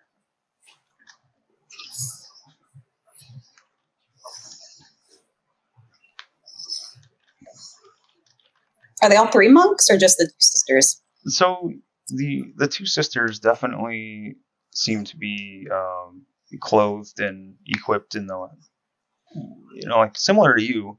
You don't see any visible weapons, but you do see their crazy like demon masks that they have up over like most 3/4 of their face, with only their mouth and their chins being visible, and their eyes. The one in the back, I didn't see when you lost your connection there. Did you get to see their pictures? No. Okay, I'll show you this guy again. This guy has got he looks. You can roll a perception check. Okay.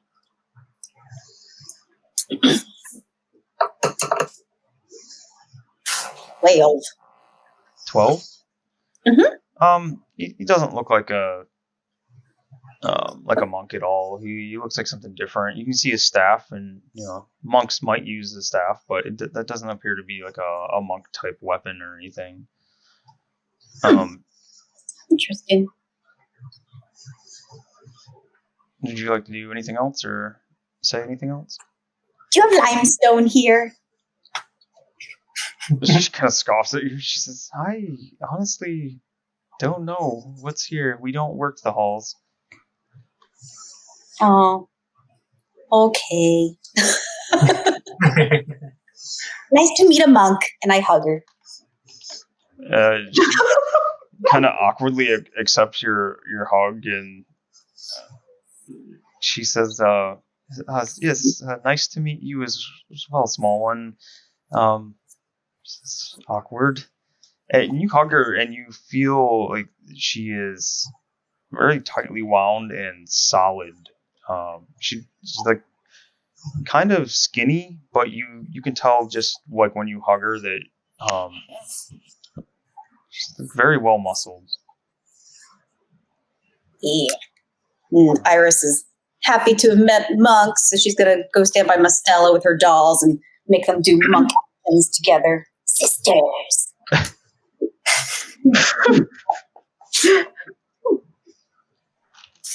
All right, Mastella. I don't know. What is there anything left to do? Well, actually, has anybody looked in that chest? I might have missed that because I couldn't see any of it. Yeah, the chest is empty. Okay. It's been Shark gone did through. I don't really know if there's anything for me to do. I'm trying to think if there was something else to ask them, but it kind of sounds like we just summon them with the coin and let them talk to the king, perhaps. Yeah, I don't know what else to say, so I guess Mastella will just sit down and scratch a flea and pet Precious. Scratch a flea. Scratching your flea. And when you sit down and start scratching yourself, you see the back one, Esta. She peeks around and she says, "This is such a curious group.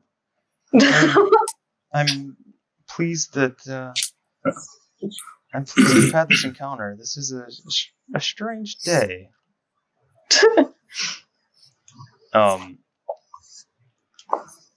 So you're not doing anything else, Mastella?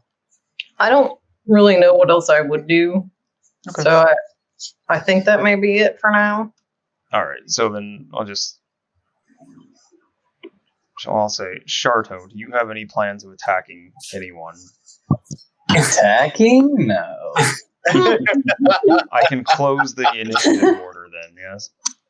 I have one thing for now. Garo has what?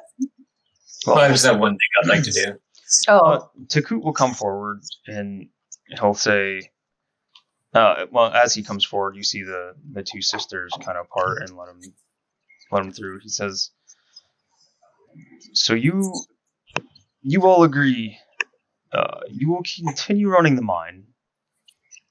You will keep up your production quotas in exchange for our gold, yes?" Yes. I wish to make sure there's no disagreements or confusion here. We won't run the mine ourselves. We did leave Boss Lund. He was the one we came to originally.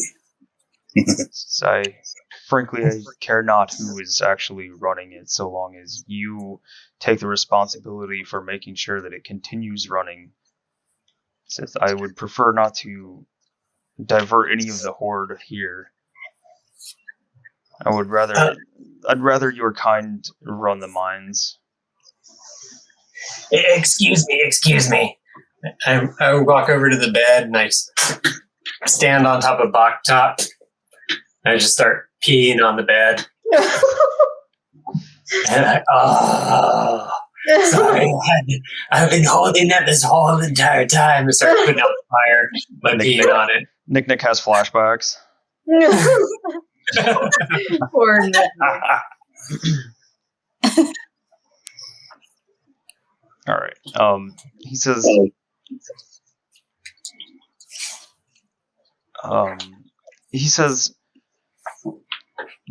use the coin that Razil and Esta gave you. Summon us in the presence of your king of this Toltalden place. He says, we'll go over the finer details, but until then, please we would have you keep the mine running, keep production up.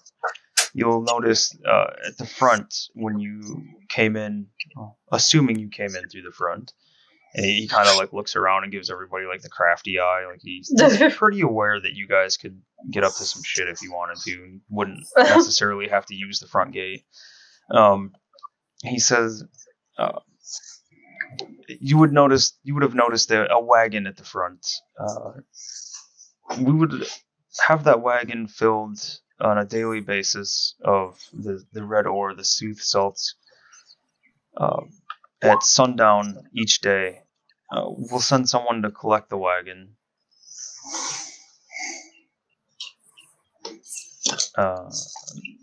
Wait a second. As long as there's a wagon full of the red ore, we will have no problems. And until we get the arrangement made, for exactly what the payment is. I'm apologize, but this will have to be free. These will be free services until we talk to your king. He said once we make the deal, we'll pay the back part of any deal we can come to. I won't be handing out money just yet until we see results. And finally, should there not be results, we would have to take over the mine on our own and everyone in it. The Horde cannot let the mine go dry. And he takes a step back and kind of gives the floor back to the two sisters.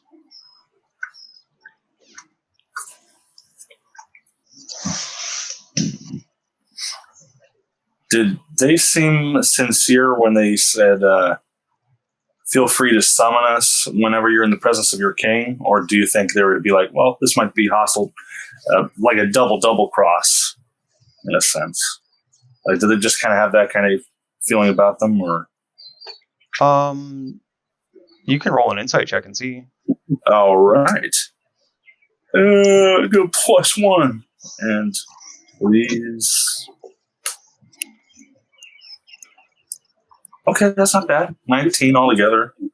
They seem like completely sincere. Like you don't get the idea that they were trying to pull anything over or any of that. Buckletick just thinks to himself, saying, "They need to learn how to lie."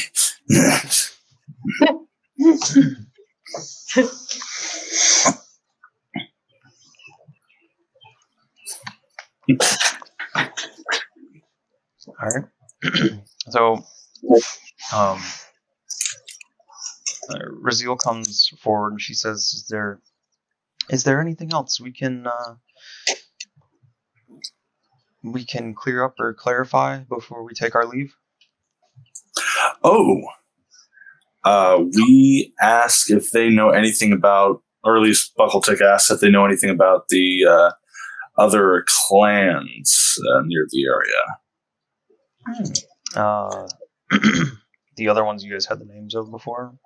Yep, just they're in a book somewhere. Yeah. Actually, might actually have them right here. Sorry.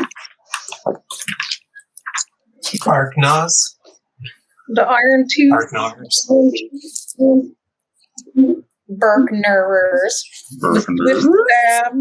There's like the Booyah guys. The Booyah Band. And Gloomjaw. Yeah. Okay. I'm glad of my little note takers here.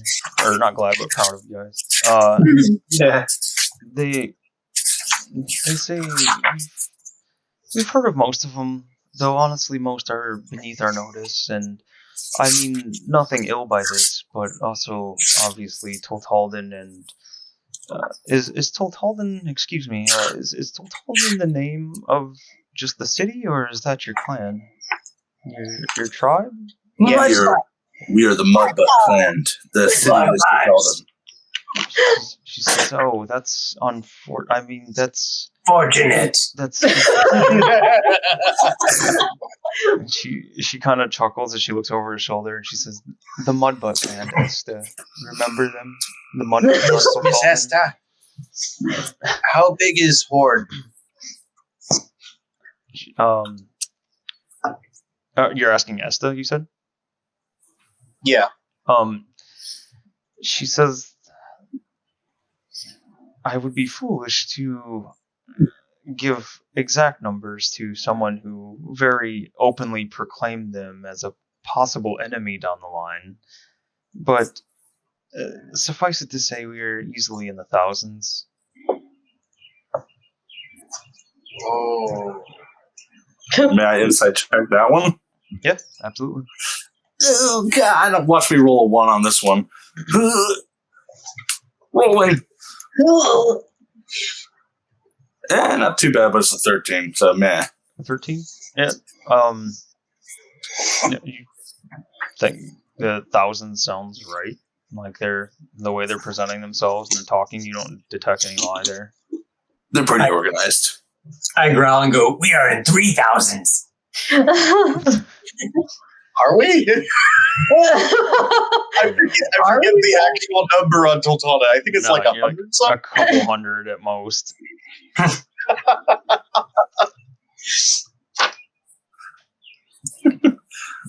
We're going to come back to the king and be like, all right, so you remember how we were supposed to recruit? Yeah, well, looks like it's the opposite now. What?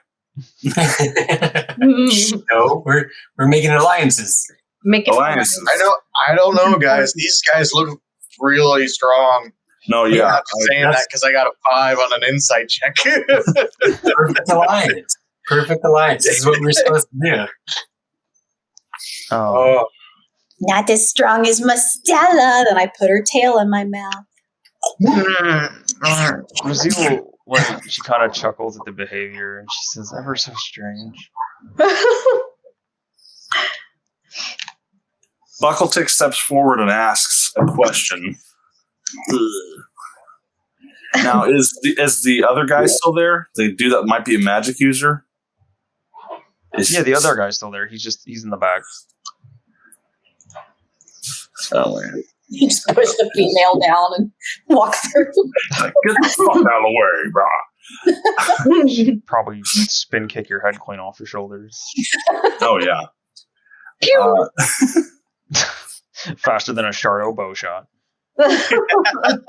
oh my gosh, Sharno bow job. Oh, Job? jeez. Buckletick asks him if he knows of any warlocks within his clan that might have a patron of a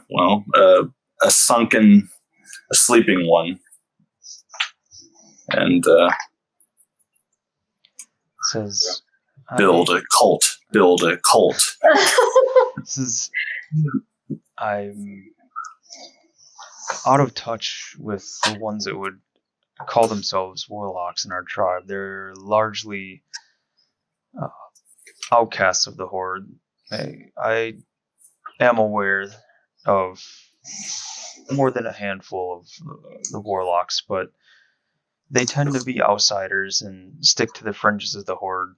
So they're very, very useful when they make themselves available, but I must admit I don't know specifics.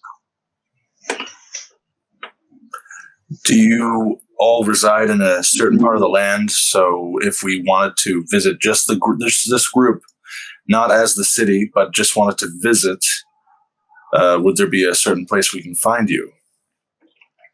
He says, for now, after what you've already openly proclaimed, I would prefer that we simply meet through the stone, or the coin. Please just use the coin to summon us when you feel the need. And as they explained, don't summon us for trivial things. Just summon us for business. As long as the production of the mine goes smoothly and you do not abuse the coin's powers, I feel our arrangement, our cooperative that we have, could prove fruitful for both the horde and your tribe. All right. You guys here? Do you have any more questions? Yeah, do you guys have anything you'd like to say? How much gold did they give us for a cartload of that stuff? They had told you a little bit ago that the exact arrangements of the deal would be talked about with the king. Okay. I didn't know if I missed it or not. They said that the exact amounts would be arranged later, and that okay. So long as you guys kept the mine running until then, and had the deliveries ready to go at dusk and everything, that you'd essentially be getting back pay for it, but they weren't going to pay you guys until then. Okay. Alrighty. I ask them what their weekly schedule is so we don't inconvenience them. Their weekly schedule. Well, you never know. What if we get back a few days and then they're like, oh, we're carpooling. Leave us alone. He says, 5 Behirs rested inside the cave. We don't know why they got there. they say, oh God, I shouldn't say that. just use the coin. We're not bound to, or we're not obligated to answer the call of the coin. We simply know that you're ready to meet with us, or that our presence is requested. We can turn it down if we're busy, so don't worry about a schedule that we have. I'll flail my arm in the air and go, how does coin work? How do we make it work? He says, you take your thumb or your finger and run it down the edge of the coin and speak aloud or whisper why you would like to summon us. I'd like to nudge Nick and go, Yeah, perhaps we'll invite them to the Nilbog party. Sharko is not about that. It's always about. I'll walk away. Sharko, best dancer. Jeez. All right. Did you have anything else you wanted to ask them or talk about? I'm good. All right. Anybody else? Everybody's good? Last chance? Yeah, I can't really think of anything. I know there is something, otherwise Andy would not be asking us. No, I'm just making sure that everybody's had a chance to ask her. Okay. All right. So Takut says one last time, says, just remember, at dusk, shipment of the red ore by the front gates in the wagon. Just have it ready each night, and we'll have no trouble here. And he, you hear him just like softly start chanting a spell, and you see that shimmering, and a portal opens. He steps through and disappears. Counterspell. Yeah. Do you have it? Just joking. No, I don't. I'm just joking. I'm just joking. Do you have that spell? No, I don't. I'm joking. I don't think he has access to it just yet. No, it's a few levels from now, so. Esther looks around at everyone and she says, well met. It's an interesting exchange with an interesting group of people. Please take care of yourselves, and I do hope we meet again. And she walks into the portal and steps through and disappears. Raziel goes to turn around to leave, and she says, small one, I have something for you. And she fishes around in a pocket, and she tosses you something small and metal, and she says, keep up your training, and I would like to hope our paths cross again. Maybe I can pass some teachings on to you, or you to me. And she turns and steps back towards the portal and disappears. Huh? Is she gone? Well, what were you trying to do? Oh, she was just going to say, Akmenos always said monks were the best. So she hears you, and she kind of gives you that side, like over the shoulder acknowledgement, and she walks into the portal. And after she's gone, and the portal closes, and you see in your hands that she's given you some kind of looks like a brass knuckle of some sort. Oh shit! Oh, look, shiny! It's a hefty chunk of metal there. I'm gonna put it on. Would do. Iris, go punch something. Go punch something. What are you punching? Just the air. Just in pretend land like a kid. Just. So you Stop punching me! You definitely feel there's something magic about it, but you're not sure what it is yet. You'd have to spend the night tuning to it. I'ma do that. You do that. I'ma do that. Is there anything at the weapon rack that I could see? Yeah, there's 2 short swords that are normal, like goblin size, and then there is a like human, like normal sized great sword resting in there. That you're standing there looking at it, and you're looking over at Gibbon and looking back at the sword, and like as Nick, there's no way like that little guy could ever carry this thing.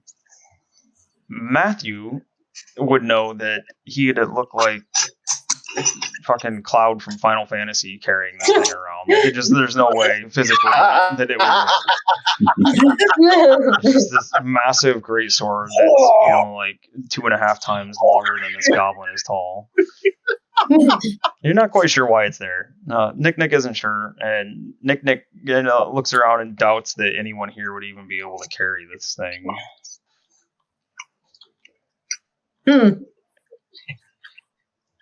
Can Buckle takes that magic? Because no way anyone here can lift this. It's too big. Are you asking it if that's magic? Yeah, I'm asking Squeeb. I don't know.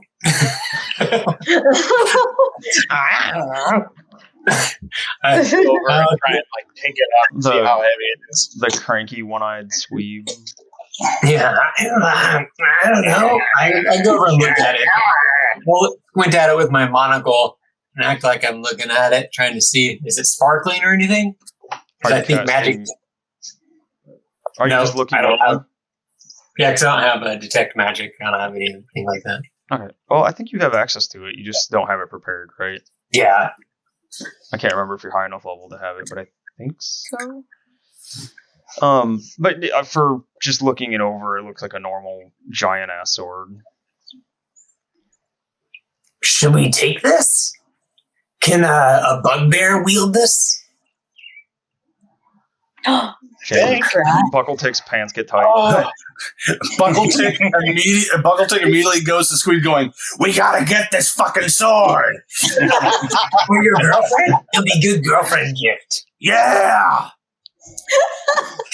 You know you want it, but you have no idea how like you're gonna carry it through all these mines and take it back. How strong is Boktok? I can help. Turn Boktok into a land tugboat. I can actually, I can put my flying beetles on it, and it could hover, and we could just pull it behind us like a hovering sword. Okay. Are you going to take it with you now, or you come back for it? Thank you. I guess we'll take it with us because we got to find Lunt, and we got to let them know what's up. Yeah. Let me see how long my levitate lasts. Wait, it's only where'd 10 Shardo minutes, go? so that probably wouldn't work. But I could levitate it out to one of the carts. Okay. Shardo, Yeah, I guess I'll levitate. I have specials. Darka, I have special pipe stuff for you. Special pipe Oh stuff. no.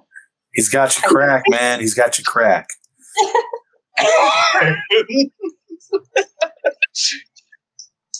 Iris is going to look to Mastella.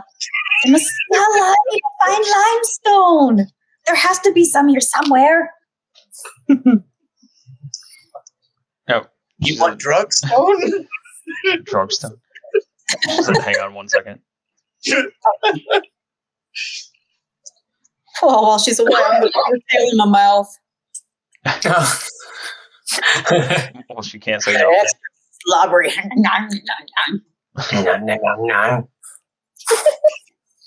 All right. Well, I'm impressed that Sharto actually held off on attacking anything. I was curious He had to how that leave. would go. On a scale of 1 to 10, how would that have gone, Andy? It would have been Terrible. Okay. It would have been interesting because you guys were all jammed in that room. Oh, Terrible. yeah. We were clustered. Yep. So, We were oop, 1 sec. Popo. Aw, memers. All right. Just Okay. waving my arm out like, Shardo, where are you? You're wandering down. Shardo! You can hear someone screaming for you. Sounds like Nick from behind. You see down this way, Shardo. You can see some tracks, some rail tracks. You see a small little rail cart, and it's up against this bumper or stopper thing at the bottom there. You see a weapon rack here, and some crates. You can see piles of. Well, can you see that? Let's see. You can see some piles of ore down there. You're not sure which ore exactly, since dark vision doesn't do color, just shades of gray. And you see what looks like a big area of darkness further down in that room down there. Can I look at these crates and weapon rack? Yep. So the weapon rack just has like 5 or 6 short swords on it. There's nothing super special or anything there. The crates you can roll an investigation check on.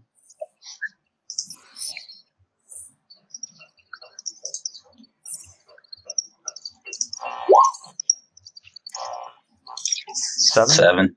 You're going through it, and it just looks like more of the. I guess you weren't at the other room, were you? You see, like wood slats or planks that look like they're probably part of the rail. You see some more of those rail spikes, and you see some other like mining equipment and tools in there. Nothing really catches your eye. To the south, you can see that the track goes down a fair ways. You can roll a wisdom check if you'd like.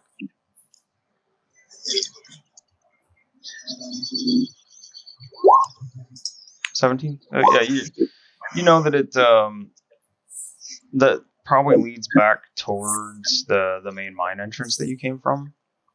You also see 2 openings, like for more rooms, one on either side of the hallway. And I think that's about it for right now. Can I sneak back and try to snag whatever Nick's holding out? Yeah, are you trying in his hand?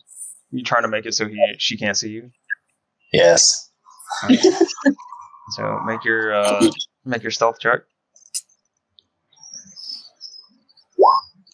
And do one at disadvantage because you didn't douse your ember for your pipe.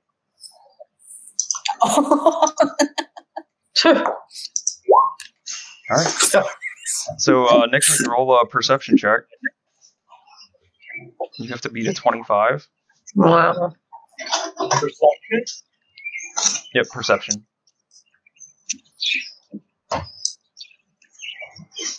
God. 16. Yeah. Yeah, you don't see him. You're just holding out.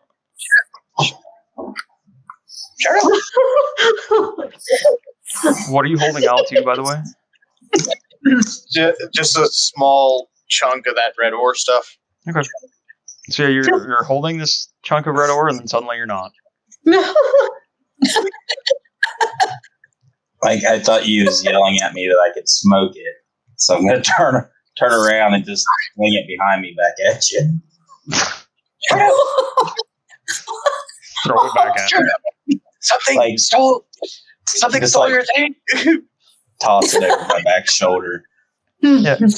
So you can hear the piece of ore come back and clatter across the ground, Nick. Ow! No smoking rocks for sure. Go over and tell everyone, this isn't drug ore. It's magic. It disappears and then it appears above your head. Oh my god. Shorto, the last thing I forgot to mention while you were like at the end down there on the western end. You heard coming from that like dark hole area, you heard like the sounds of a bunch of like hammers or pickaxes or something down there. So I just get a feeling like that's the actual mine part of the mine. Yeah, All right. you haven't seen anybody actually working on the areas that you've been in yet. It's mostly where you've come across. You personally really only come across the one spot and then the bedroom up here. So you know that like, these kind of seem to be, from what you've seen, just like housing kind of things in this area. But yeah, you have an idea that the mine is down the other end there. All right. And actually, we are getting into close to 2.5 hours. So we'll go ahead and stop it there. We'll take a break and we'll start our second session. Yeah. So thanks everybody for joining us and watching. If you liked what you saw today, like the crazy evil goblin crew, the Mudbutts, go ahead and like, comment, and subscribe. And like I said before, we'll have the link down low for the in-depth character intros, and feel free to watch those if you want to get caught up and learn some more about each of the characters. Thanks again for watching, and we'll see you next time. Bye. See you, everybody.